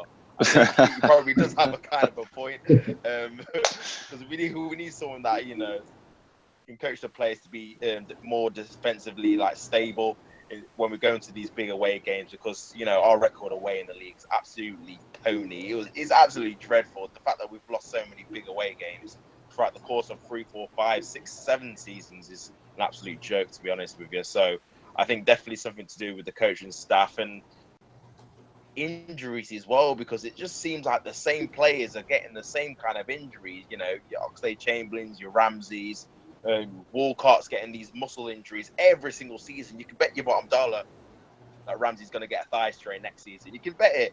He always has a hamstring strain. So we definitely need on the injury front someone to change something there. So especially when we're playing Europa League Thursday, Sunday, it's going to be tough on the squad as it is. So we can't be dealing, going to Kazakhstan with half a team. So yeah, definitely there. And just maybe something. Yeah. Top. So I'll just come in there. I think on that muscle point of view, I just want to make a point. I heard somewhere, read an article about a physiotherapist or sports science person, and he said something along the lines of, these young players are playing to their full potential for 2 or 3 weeks running, and they're at full capacity. Then Wenger takes them out of the team, drops them, so their capacity to play at that level dips. Then he sticks them back in again, instead of just giving them a run of 10, 11 games, then taking them out for a few weeks, and then maybe just slowly introducing them again. He dips them in and out and expects them to play at full capacity, and that's one of the main reasons why I think so many of our young talented players get injured and suffer long-term injuries all the time. It's a real shame. It is nothing else. I was just about to come on to that point. There's nothing else but pure management of these players. That's what it boils down to, because no one else suffers injuries like we do. You can't tell me that all these other players get injured as much as we do, because they don't, because they get looked after properly by the manager, and that's a fact. Yeah, I agree with you there, man. Great point.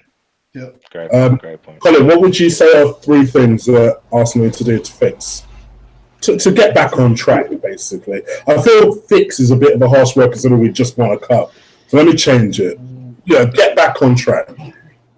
Well, for the start, the manager's got to go, because as far as I'm concerned, we could change the coaching staff, we could change upstairs, but nothing will change if Arsene Wenger is still there. So he's the first one that's got to go.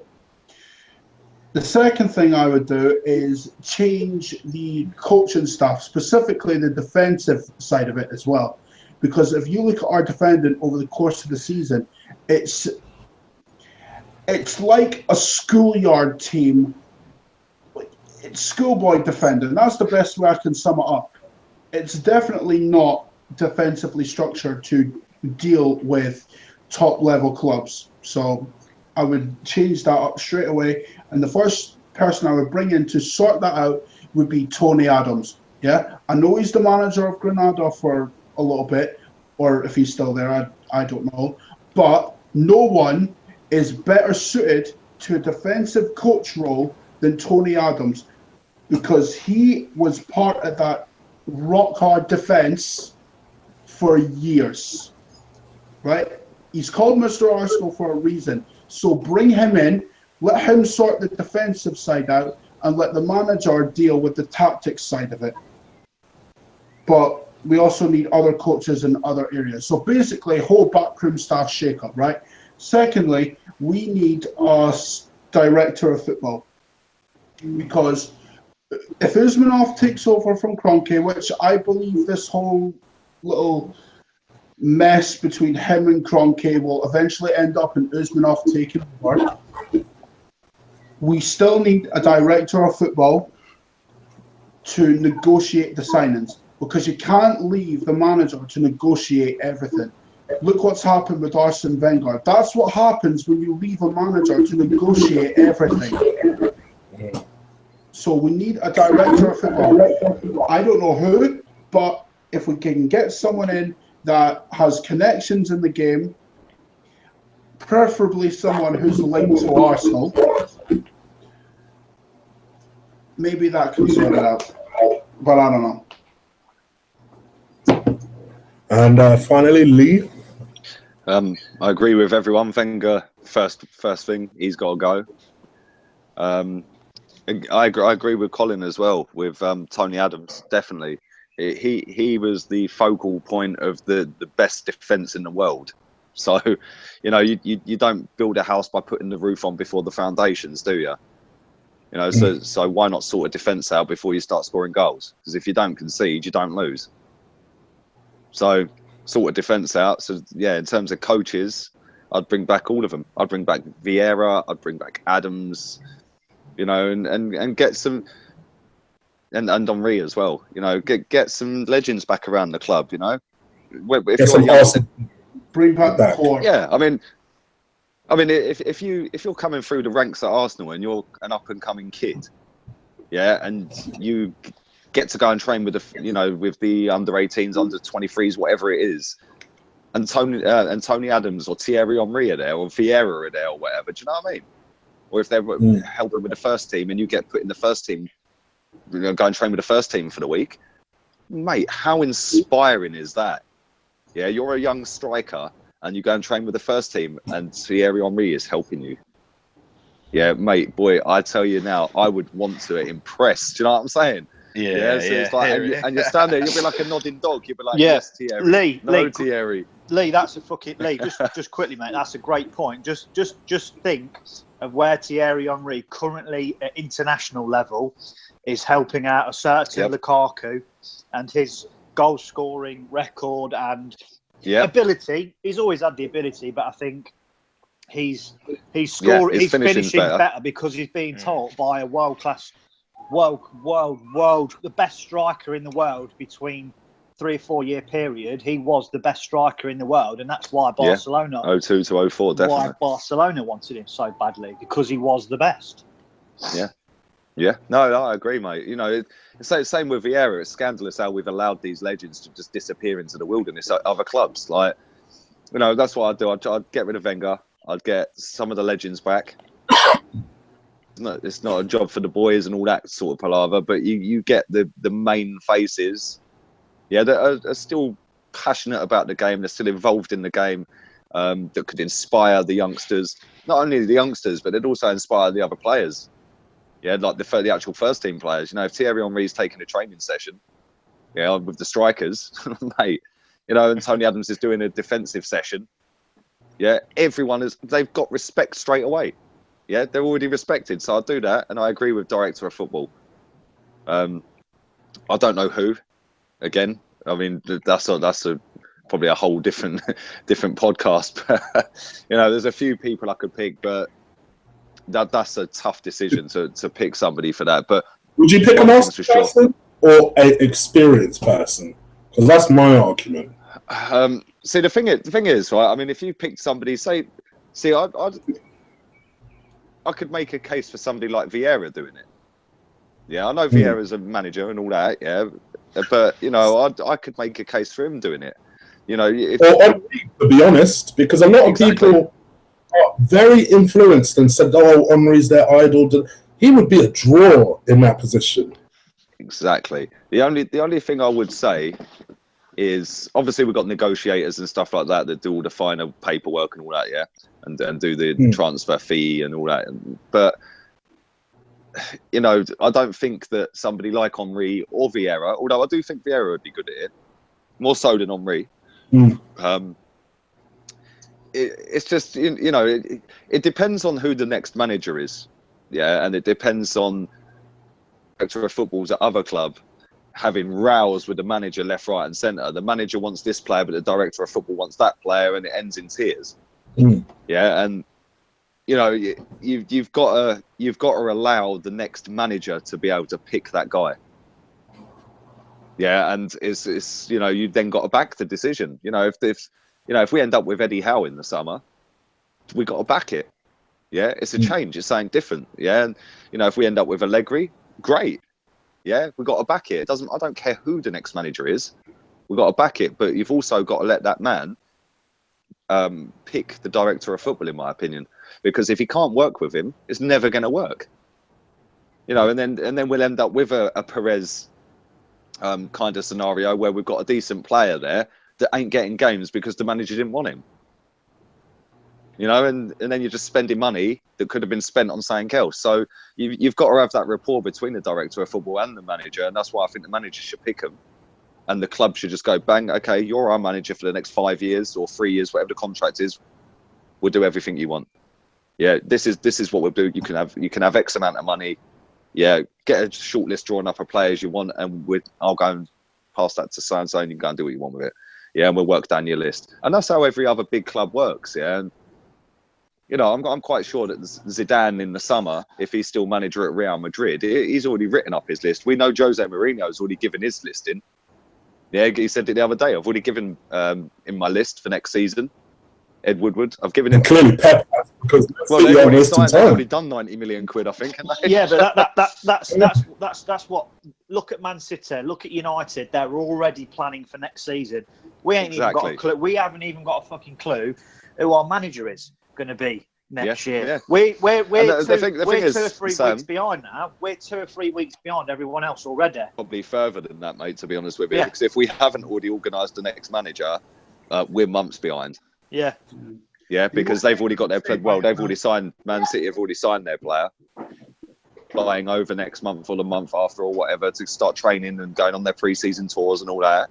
Yeah, we could still be sat here at the end of June, still searching for a manager. So yeah, let's hope that the board somebody's just tweeted me. Can I just have a couple of suggestions as well? So somebody's just tweeted me these two people that could be director of football candidates: Brian Marwood and Mark Overmars.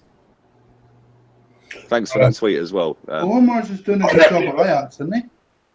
Yeah, I don't either, because Mark Overmars is obviously an Arsenal man, is someone who's at least experienced in the role. And Marwood is another one who's very, very experienced in the role. Yeah. And in a way, as much as I suggested Henry before, for me, that's just as valuable, if not more valuable, is someone with experience. They don't necessarily need to be an Arsenal man, just be experienced. That was a great tweet he sent me as well. Is that expat Gooner? Gooner's Goonah. So yeah, cheers for that, mate. Thank you. Oh, Mr. DJ, yeah, he's a sound guy, man. Yeah, he was a good guy, good geezer. All right, because I've also tweeted out a couple of weeks ago a number of questions, and I've been bombarded by not only Mr. DJ but a few other people in the chat room as well. Before I get onto that and then get your grades and wrap up, let me ask you one final question. Mr. Alexis Sanchez, Mr. Alex Oxlade-Chamberlain, and the superstar himself, Lee's boy, Mesut. Colin, out of those three, who do you think is most likely to go? Who could you live with going? And who do you think is most likely to stay? Alexis is most likely to leave. I don't think he's going to be there next season. I really don't. Mm-hmm. Bar a miracle, anyway. Mm-hmm. We could do without Ozil, really, because I don't see, like, and I know people are going to slate me for that, but, you know. Don't worry, Lee gets it all the time. Yeah, exactly. That's minor. I just the only thing that frustrates me about Mesut Ozil, right? I'm not saying he's not got the ability. Like he obviously does. He just doesn't do it enough. So that's why, for me, I'd probably prefer to see the backline, to be honest. Oxlade-Chamberlain, I could live with the staying, but I don't. To be honest, I don't want to use the words I can live with, because Oxlade-Chamberlain has stepped up big time in the last few weeks. In fact, if it was up to me, I would offer Oxlade-Chamberlain a contract and say to him, you're going to play in midfield, you're going to start for the club next season. I want to see those kind of performances like you were putting in toward for the last few months consistently, and who knows what could happen after that. Okay. Tops, what about you?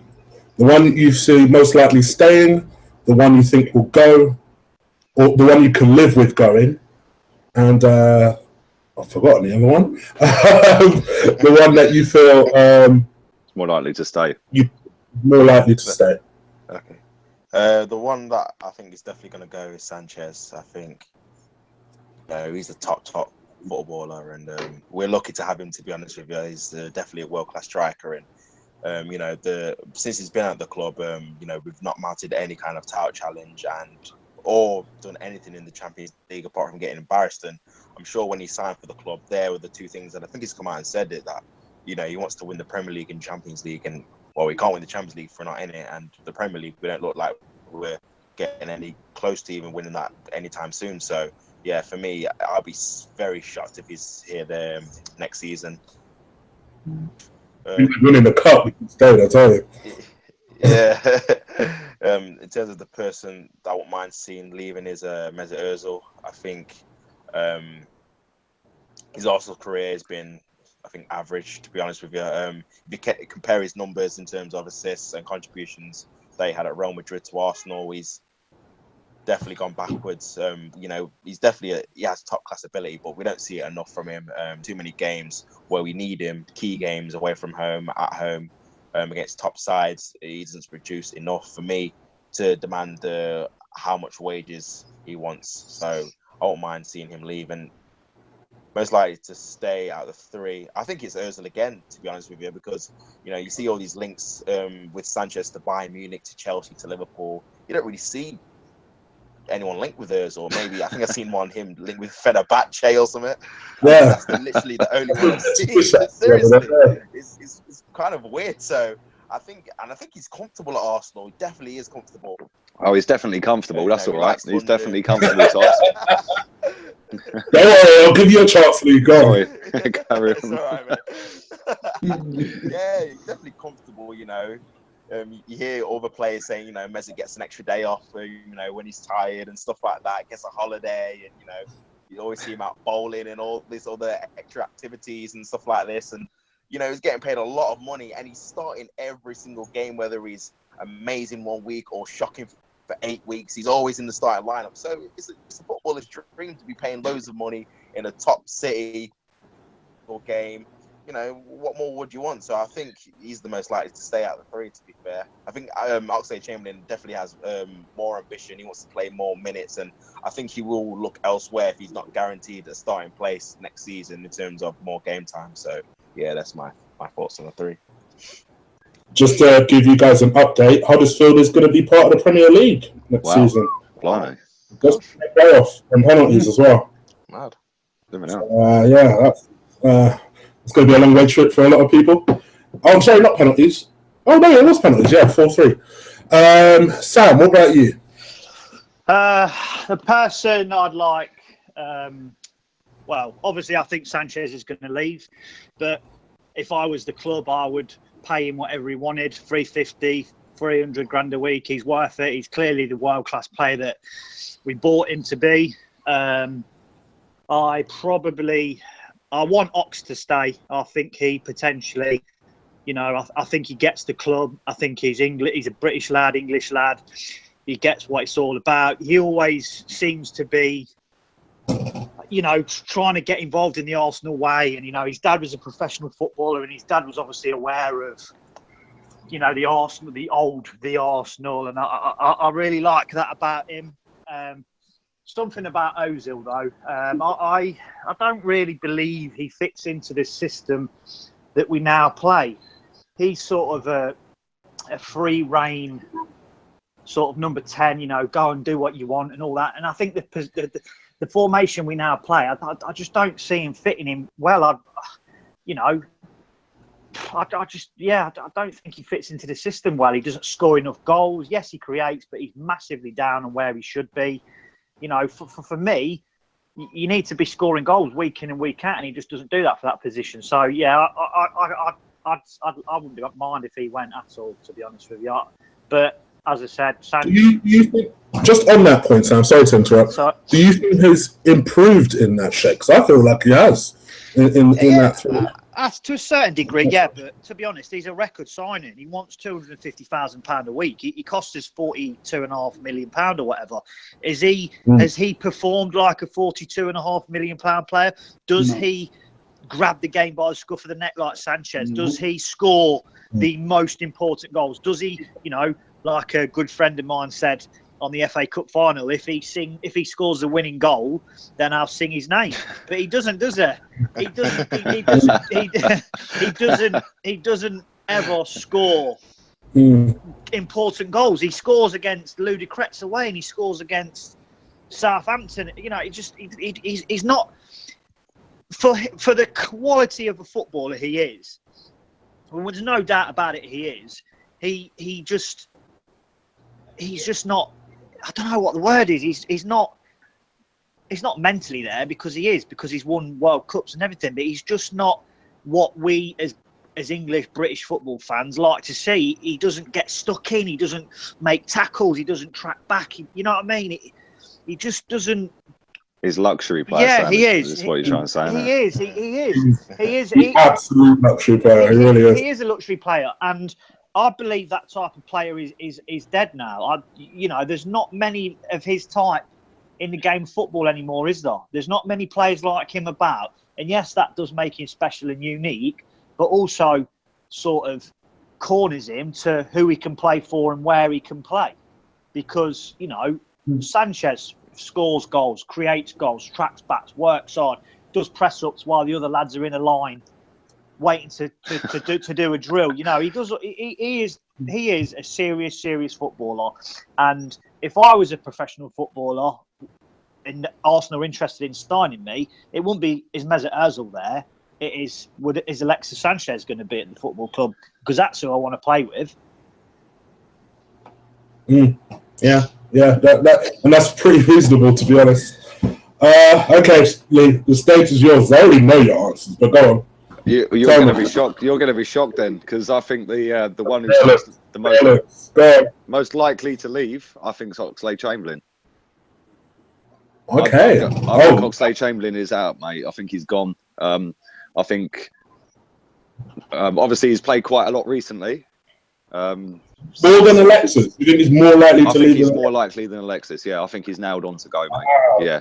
I'm not saying Alexis isn't nailed on to go, because I also think he'll go, but I'd say the most likely, or the nailed on 100%, yeah, I'd say all day long, Oxlade-Chamberlain. That sounds like Lee knows something that we don't know. No, I did. I'd put money on it. In the know.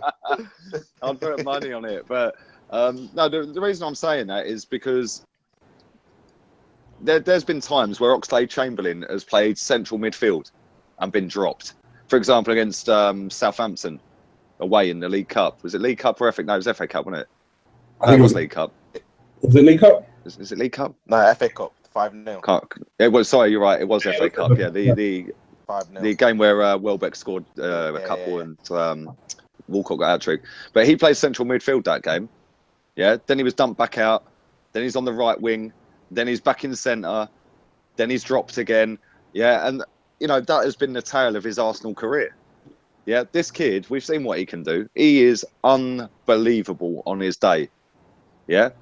And he fully deserves to be starting week in, week out, whether it be for Arsenal or whether it be for someone else. And he must look at it, and I've said this to you boys before, I think, he must look at it and see the likes of Ozil, Ramsey, Giroud. No matter how shit they still play every week. Yeah, obviously not so much now Giroud, but it's obviously Welbeck's been playing with us because Wenger needed to save his arse. Yeah, but, you know, through the middle part of the season, them players were playing absolute shit, but still getting in the team ahead of him. Yeah, and I personally think he's gone. I don't know where. I know there was talk of Liverpool. But I think if he does go Liverpool, we'll see, wow, how good he really is, because he's been fantastic since Christmas. He's been the one player. And get the feeling that Klopp could get a lot more out of him. Exactly. And to be fair, he's embraced this this right wing back position. He even said before the cup final he's been watching Dani Alves, and you know, fair play to him, man, because he's been brilliant. Yeah, since January, yeah, he has been our best player. Yeah, better than Sanchez, better than anyone else, better than Rob Holding, better than all of it. He has been our best player at the back end of this season. Yeah, and you know, you can't fault him. If he wants to go, he goes. You know, at the end of the day, he ain't really had a good run in the team for Arsenal the whole time he's been here. Yeah, he's always been a bit part player. Yeah, or a player that comes in when someone else is injured. Yeah, and the problem with Arsenal is they don't reward that player who comes in for the injured player to keep the shirt. As soon as that injured player's fit again, he's back in. So I can understand if Ox wants to go, and I think he is the most likely to go. The one I wouldn't give a toss about is Ozil, as we all know. Like all the guys have said, there's no doubt in the guy's ability. Yeah, the guy has got world-class ability. Yeah, at the end of the day, we all know that. I'm not stupid. I watch games. I can see some of the stuff he does. But Sam nailed it with what he said. Yeah, that player is a dying breed. Would Ozil have gone into the Chelsea team this season, and would Chelsea have still won the league with him in it? I'm not so sure. Because if you look at the difference in what he done for Arsenal this season and what Fabregas has done, basically being dumped on from the bench, yeah, Fabregas has had more of an impact on Chelsea winning the league than the superstar has on us finishing 5th or winning the FA Cup. Yeah, I know he played well at the weekend, so I don't want to detract from that because he was really good at the weekend. But you know, would he get in Chelsea's team? I don't think he would. And you know, it's no coincidence that no one's come in for him. Actually, that have come in for him, like Top said, is because he is a dying breed. That flair, roam around, walk back, lazy looking attitude. Yeah, I'm not saying he's lazy, but you know, I don't expect him to be running 50 yards back to go and slide tackle someone like Sanchez. Although the weekend, I almost lost my shit when he did that. I know, mate. It's because he knew I was there, mate. He knew he was going to get roasted. But no, it's, you know, I look at him and I think for £42 million, price tag aside, let's say, yeah, for our record signing, coming in with such a big tag and a big name like it's Mesut Ozil, yeah. And then looking 4 years down the line, I've been flattered to be deceived by the guy, mate. It's just, I just don't get the hype. Yeah, I don't count assist stats, so that's probably why. If I did, I'd probably be knocking one out over him. But, you know, I just see what the player gives you in a game, and he goes missing way too often for me. So, yeah, I wouldn't give a toss if he went. And most likely to stay, probably Ozil again, because nobody wants him. They'll be queuing up around the block for Sanchez. They'll be queuing up around the block for Oxlade-Chamberlain because they're both better players on their day.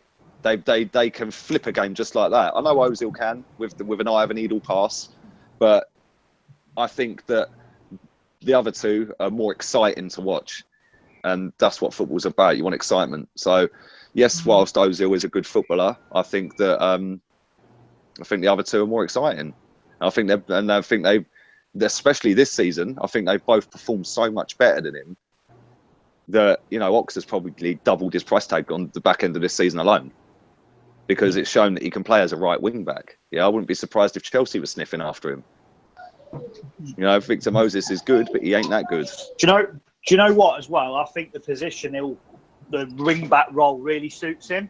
Yeah, and I really do. I think he is a modern day footballer. He's got a massive engine. He can get forward. He can get back. And he can score goals. And I think the responsibility or the knowing that he's got 3 centre-backs behind him and 2 midfielders, or especially one with Xhaka, who can sit deep and sort of cover him when he's a little bit too far forward or out of position a little bit, really, really benefits him. And I think I personally I'd be more bothered if he left than Bellerin. I'd prefer Bellerin to go. Oh, all day. Oh, definitely. Than Ox. If it was a toss up between the two, if the new manager or whoever came in said, yeah, we'll get rid of one of them, then I'd get rid of Bellerin all day long. To be honest with you. Definitely. You get more money for him as well, and he can't cross. So, I think as well with what you just said there, Sam. Right? If you look at Oxlade-Chamberlain is a tank. That geezer is strong, man. He is huge. Yeah. So, if you want to go physical with him, he'll just barge you off the ball. Bit like me, really. A bit like you, Sam. Muscles. Yeah. If you want to have a foot race with a geezer, he'll do you for pace. So, if you want to go, and try and stand your ground, he'll just skin you with a bit of skill. I think he's a fantastic footballer, and I've rated him for a long, long time, and it's been a shame that he ain't had a look in really until the back end of this season, and even then he's been dropped here and there. So, and again at the weekend, left wing back he played at the weekend, and I was like, oh blimey, he's playing left wing back. Again, he was fantastic. Yeah. So it'd be a shame if he left, mate, and I'd be devastated if he left because, like Sam said, he gets it. His old man was a footballer, and he gets it. The irony about Ox playing left wing back is almost like he predicted it a couple of weeks ago. He's like saying the only position he hasn't played is left wing back, and then literally you find that he's left wing back. He's like, blimey, I was only joking. Get your shades back on. All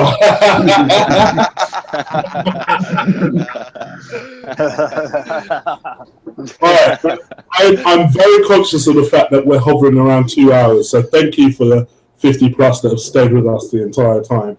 Wow, let me just almost finish it with this. I'm going to ask some quick fire questions because we have been bombarded with them, and I'll ask it to individuals rather than get all of your opinions on it. So, Tops, let me ask you this. Who would replace Alexis if he leaves? What, in terms of within the squad or someone that we buy?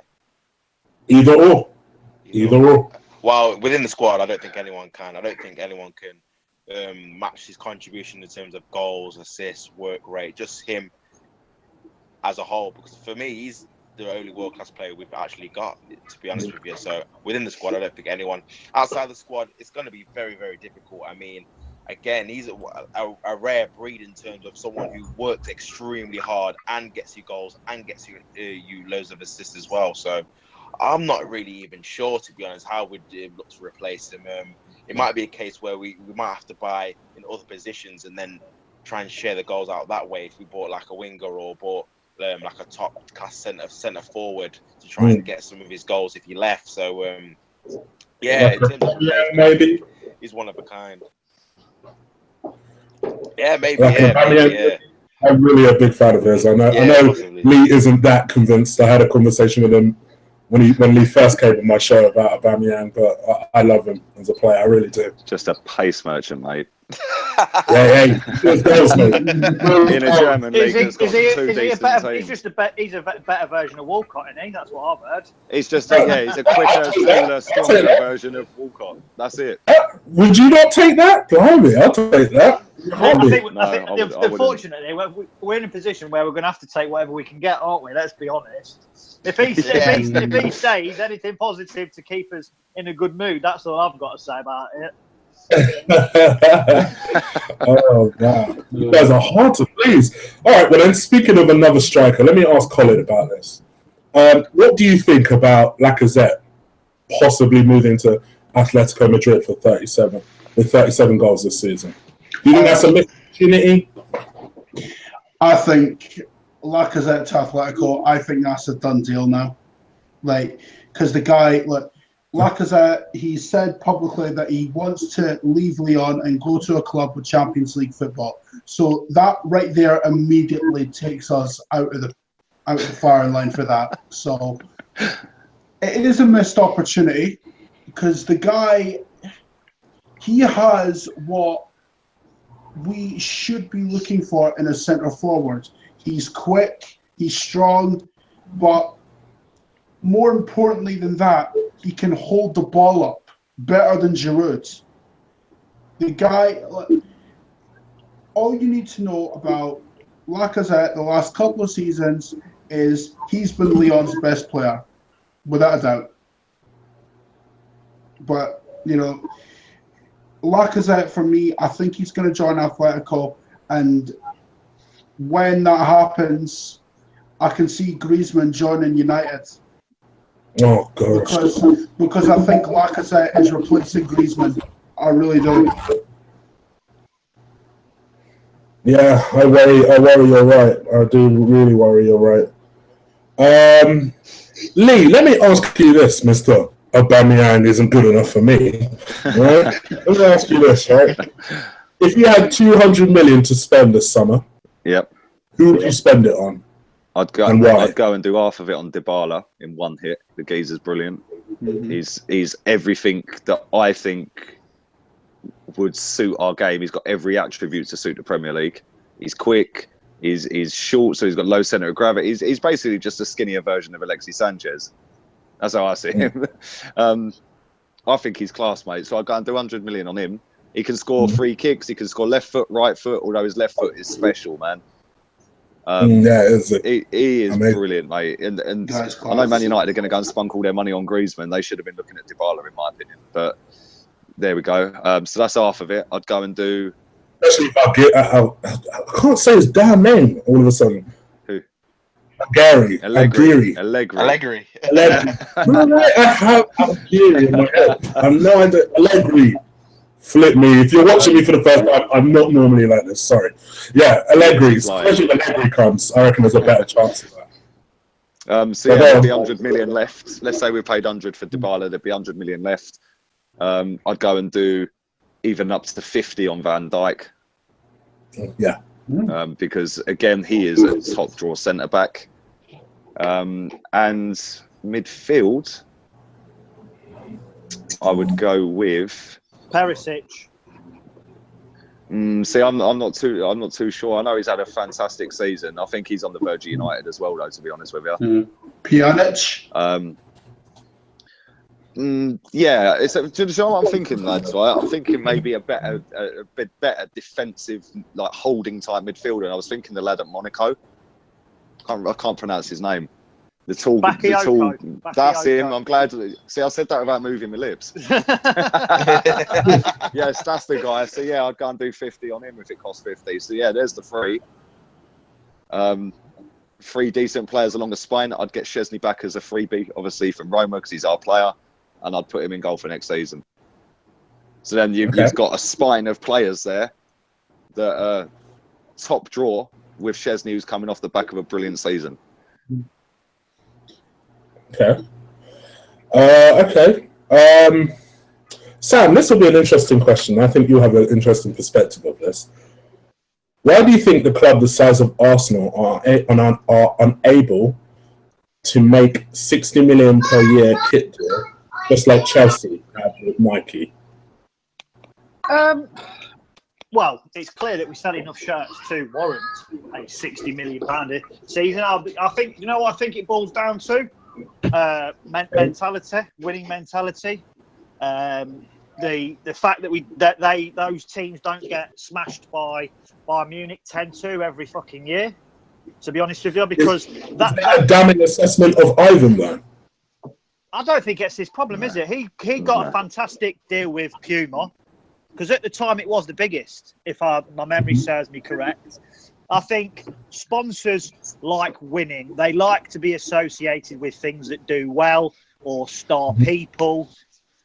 I think it's all to do with what kind of players as well we've got at the club. We've not got a Cristiano Ronaldo or a Messi. I know we've got Sanchez, but there's a big cloud over that at the moment. You know, we haven't got any worldwide superstar or even like a a David Beckham. You know, he was a brilliant footballer, not world class like those other players, but he was a face. Everyone loved him. Everyone wanted a piece of him. You know, he was just one of them players that, you know, sponsorship deals would go to United to be associated with him. I think the football inside, it's bizarre because I believe the board are doing a fantastic job. I really do. I think for what they've got from a footballing aspect, they do a brilliant job. I think it's all to do now with we're not going to be able to get to that level because we've got no Champions League. We lose consistently against the top teams. You know, we used to play fantastic football. The football we used to play was amazing. It's dog shit now. It really is. Sunday, it's a Saturday, 2 days ago, the FA Cup final was the best I think I've seen us play for years. Yep. And that is my honest assessment. I believe we were fantastic from the minute go till the 90th minute. We were absolutely brilliant. Okay. And finally, I'm going to ask you all this. I think it's a relevant question.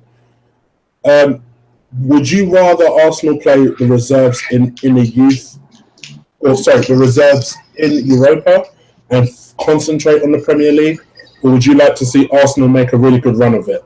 I'm going to ask Tops this because I've got a feeling I know what Lee and Sam will say. I'm going to ask Tops this. What is it? Rather play the reserves in the Europa or go for the league? Or... In order to make a good fist of the league, would you rather see Arsenal play the reserves, or would you want us to go all out and try and win them both? But all out and try and win them both, even though I don't think we've got a chance in the league anyway. I think we should just try and go all out and win the Europa League. I mean, it's what Lee was saying. It's about this like mentality of getting second and third and everybody's happy with it. But in reality, you're just another loser. You know, if it's not winning and finishing top, then who actually cares about the league? No one remembers in 10, 15 years' time. But everyone's going to remember if you win a European trophy, whether it's not the one, the big Champions League. It's still a European competition. And why wouldn't you want to try and win it? You look at the celebrations everybody's had over the weekend when we've just won the FA Cup, It's going to be exactly the same if we won the Europa League. And in my opinion, we've got a better chance of winning that than we do the Champions League or the league, because that's over a 38-game period, or against top echelon teams like Barcelona, Real Madrid and Bayern Munich. And we all know how we do against them. So we've got to try and go all out and win the Europa League. I mean, like Lee was saying, if it's good enough for Man United, it's good enough for us. It's a trophy at the end of the day. And that's what history is made of, your trophy cabinet, not whether you finish second or third because you try to go for the league title. So, yeah, all out for the Europa League, definitely, for me. Okay, Colin? I would go all out and win the Europa League. I really would. Because we're not going to do anything in the league worth any note anyway. So let's just go out there, try and win the Europa League, and get a trophy at the end of it. Because look, Sevilla aren't going to win La Liga anytime soon, but they've won the Europa League 3 times. Has that done them any harm? Of course not. They've won 3 European trophies. So I'd go for it, to be honest with you. Okay. Sam? To be honest, mate, I personally would want to win it. Any competition that we're in, we've got to win it until we know we can't win it anymore. That goes for league, FA Cup, League Cup, everything. But I would also ask the question of, we know what the manager is going to try and do. He's going to try and get to a quarterfinal, so the current manager, quarterfinal, semi-final, try and get 4th spot in the league and say he's had a good year, because that's what he defaults back to. Couple of semi-finals, couple of quarterfinals, and it's a good place to be. I think if we have a new manager, I think you'll see the whole mentality of the players of the club, the reserve players or the youth team. I think there'll be a big switch in what people want to achieve at the club, whether that be winning everything we're in, or whether it means prioritising the the league and the Europa League, then maybe that'd be the case. But I personally am all about winning. I've got a 5-year-old who gets in trouble at school because all he wants to do is come first all the time. He wants to win at everything. He's a real winning individual, and that's because that's how I think the best way to be is. You've got to try and win at everything you do. Otherwise, what's the point in competing? What are you doing? and there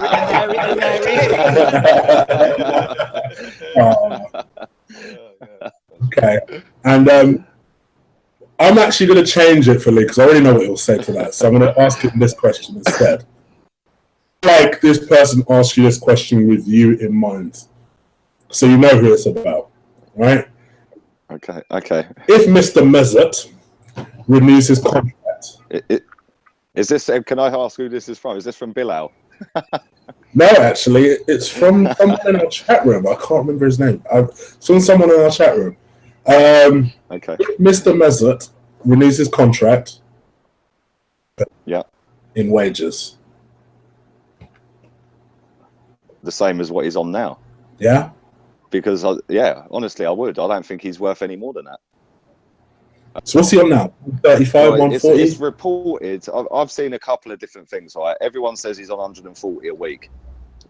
Sports Witness posted on their Twitter account because he had a court case with his old man due to dealings Real Madrid. It had to come out about how much he earns at Arsenal. And Sports Witness reported that in every season for 4 seasons he's been at Arsenal, he gets 1.8 million euros signing on fee. That's every season, not just one signing on fee for coming. That's every season for 4 seasons. Yeah. If we get out the group stage of the Champions League, he gets another bonus. I don't know whether that's all the players or just him. I don't know. Then he gets his basic 140. And if you added it all up with his image rights as well, if you added it all up, he was on 253,000 euros a week at Arsenal. Wow. Yeah. Wow. So yes, it's but is that euros or pounds? Yes. Yeah, that's euros. So what's that in actual pounds? I don't know. What, 190, 200? Yeah, about 200k. Yeah.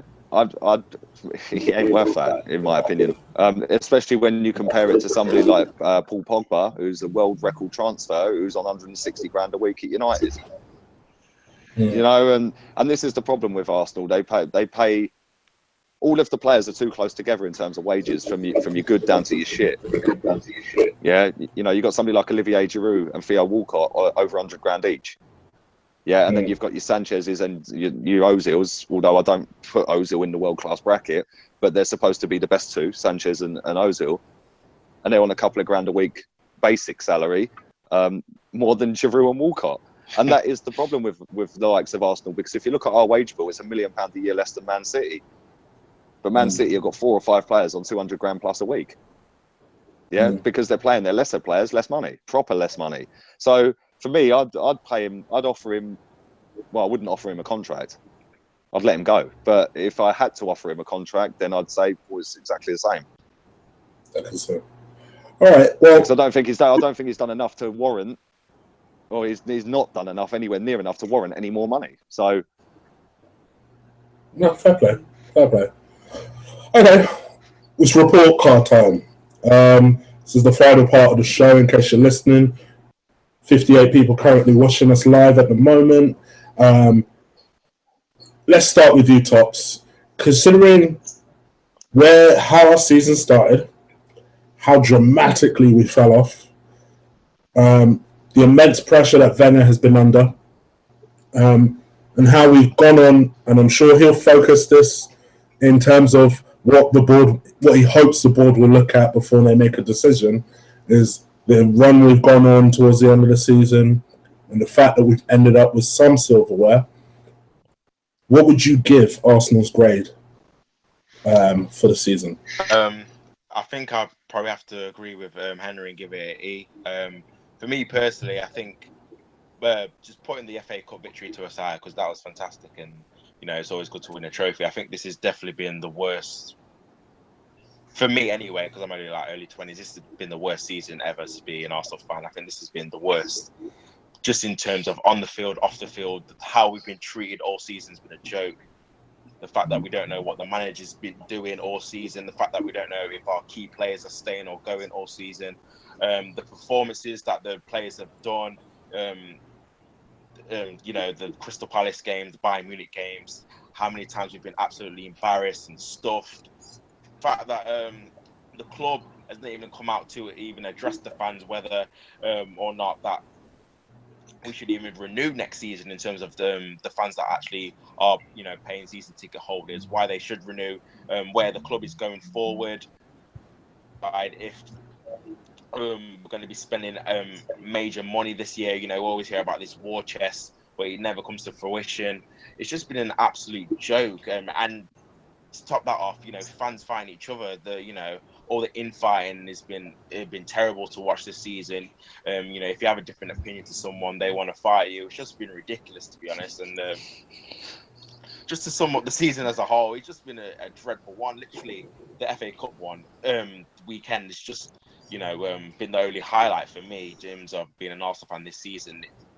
Other than that, it's just been hell, to be honest. And I think I said to Lee, I think he was after the Crystal Palace game, I think me and him both said, like, I can't wait for this season just to finish, like, just to end, just so I can have a break from it all. Like, I just want to enjoy my summer without thinking about Arsenal week in, week out, and just all the infighting and stuff like that. So, yeah, it's been an absolute dreadful season. Even if we would have got top four, that would have been even worse, because it would have just papered over the cracks. So, yeah, it's just been horrific, man.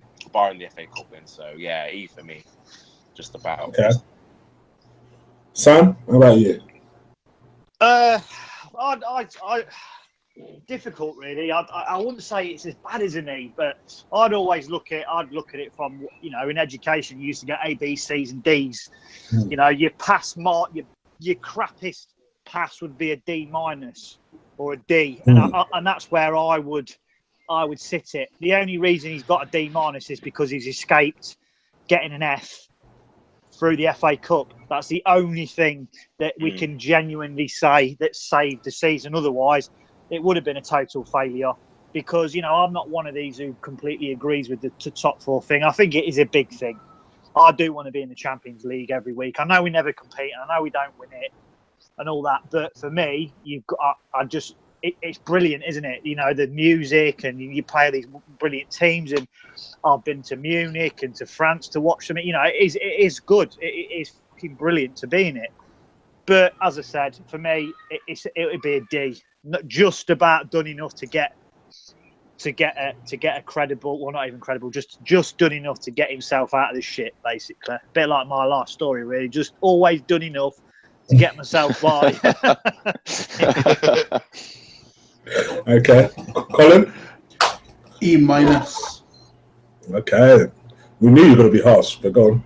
The reason why, right? The FA Cup has saved it from being an F, because I still view this season as a complete and total failure. Like, what does top four actually do? Like, I was one of the few that didn't give a crap about it. Lee was one of them as well, because when Liverpool were playing West Ham, and every Arsenal fan was a West Ham supporter for the day, which I think is fucking pathetic, to be totally honest. I was banking on Liverpool to win the game. I really was, because we don't deserve top four this season. We really don't. Liverpool have been more consistent than us, and for that reason, they fully deserve it. And for me, this season's been a failure. Like, I'm not going to sugarcoat it and say just because we won an FA Cup that makes this season all right, because it doesn't. FA Cup and top four should be minimum for us. That might sound ridiculous on the face of it, but that's the way I feel. Like, why do we want to be in the Champions League? To get smashed by Bayern Munich every fucking year? I'd rather be in the Europa League. Okay. And Lee, what about you? I'm going to agree with Colin, E-. Whilst it's fantastic that we won the FA Cup, and buzzing, great, we've won a cup, and the history books will say we won the FA Cup this year. Obviously, the history books are going to show we finished 5th as well, and 18 points behind Chelsea. You know, fuck top 4. I agree with Colin. Fuck top 4. People have said for years, oh yeah, but you can attract better players. Signed 2 so-called better players, 3 if you include Czech, in the last how many years? So, you know, what's it doing for me as a fan for us being in top 4? Because we're not going and investing that money we get for being top 4 into buying proper players to then go and compete in the Champions League. So, yeah, for me, Champions League means nothing. What's the point? Unless we're going to actually go and give it a serious push at trying to win it and do what's required to try and win it. I'm not saying we've got a God-given right to win it, because the teams you're up against are unreal, yeah? But, you know, if Leicester can win the Premier League up against unreal teams in England, surely we can have a chance to go and win a Champions League up against unreal teams in that. You know, Simeone at Atletico Madrid, they're on a shoestring budget in that league. They're on a shoestring budget compared to us, yeah? And he's got them to a Champions League final, yeah? And they were a minute away or 4 minutes away, whatever it was, from doing Real Madrid in that final. Do you know what I'm saying? And, you know, I'll just look here and just think the only people that care about top 4 are actual the board of directors, the manager, the current manager, the owner, and all the fans that have been brainwashed into thinking fourth's an achievement. A friend of mine went to Arsenal-Barcelona a few years ago at the Emirates, and he said when he walked out the game, we lost the game. When he walked out the game, all the fans around him were going, "Oh, at least we got to see Messi." That's what we've become, mate. At least we got to see Messi. Not, well, at least we beaten Barcelona today, because, you know, it's at least, or at least we played well against them. We fucking got, you know, got a ground out a win against them. We got battered that night, but at least we got to see Messi. And that sums up modern day football, not just at Arsenal, but in general. We got to see Messi. I've seen Messi live. He was shit the night I went to see him live. Yeah. And that night we actually drew with Barcelona. Fabregas scored with a broken leg.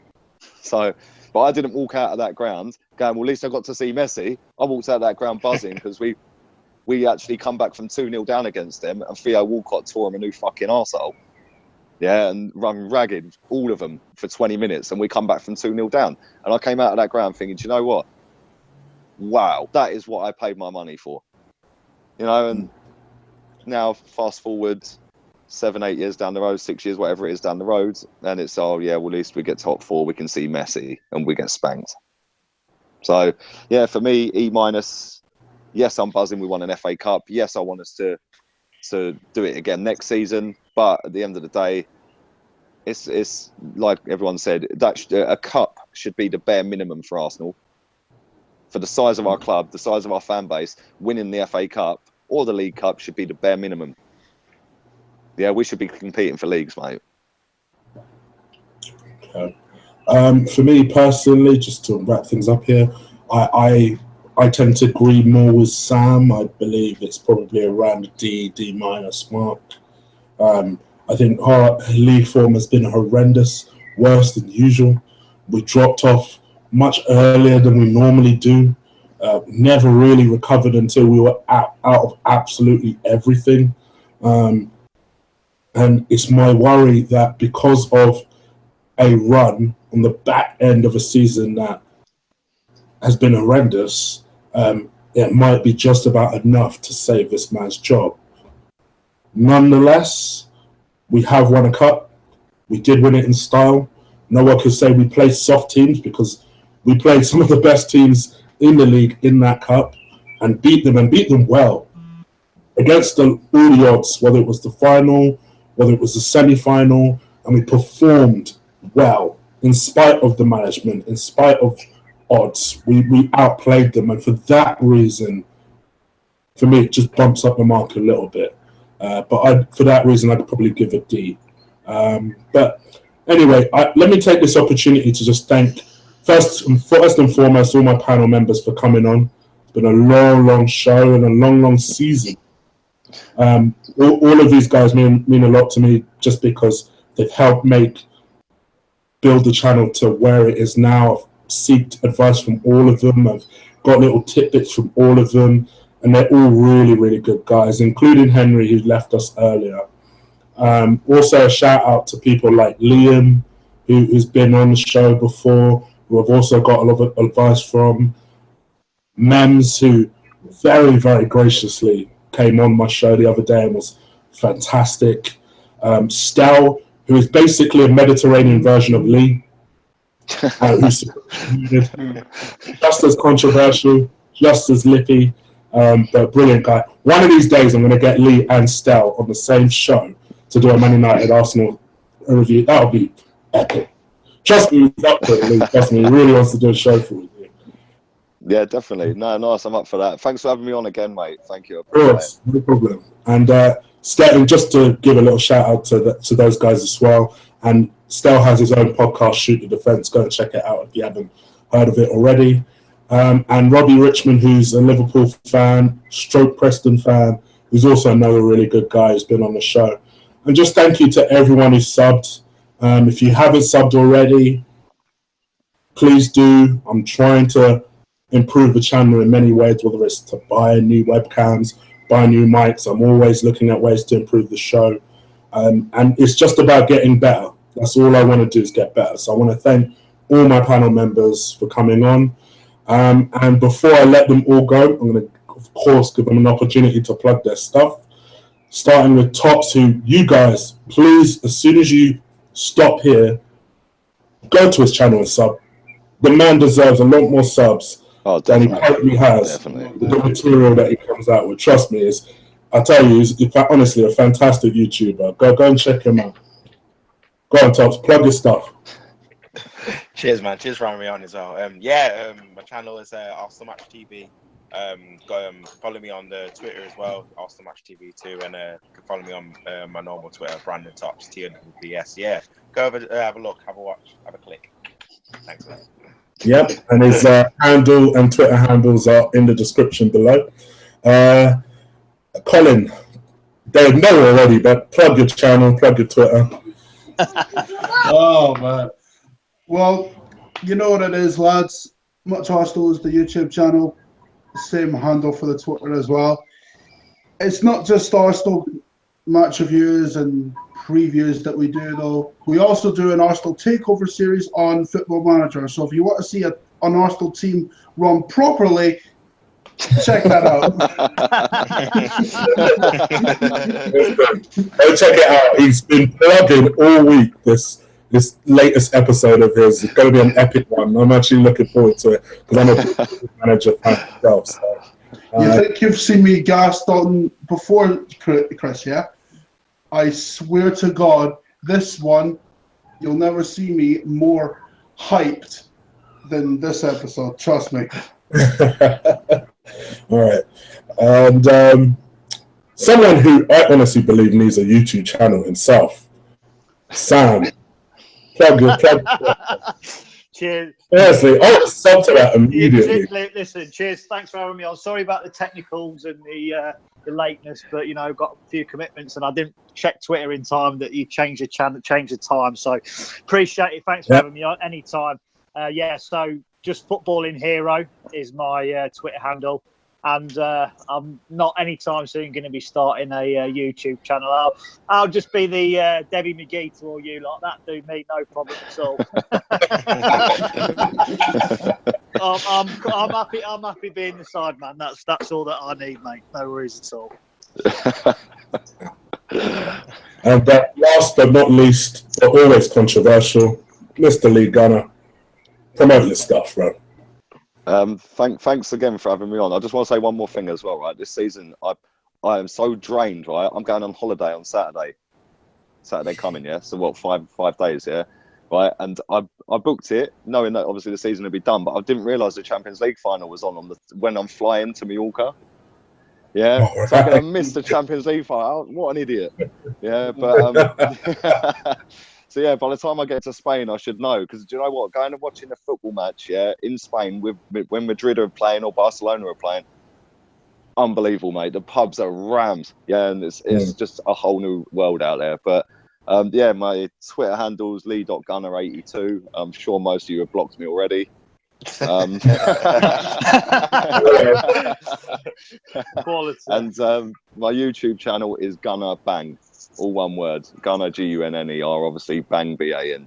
So, yeah, thanks very much. Appreciate that. And again, all their handles are in the description below, including Henry's, which is at Henry Brobery, which again is in the description below. All right, that's it. 2.5 hours. Get the heck out of here. Thank you guys for watching. Honestly, I appreciate your support. Crush that like button. Please crush that like button. And do subscribe if this is the first time you listen to me.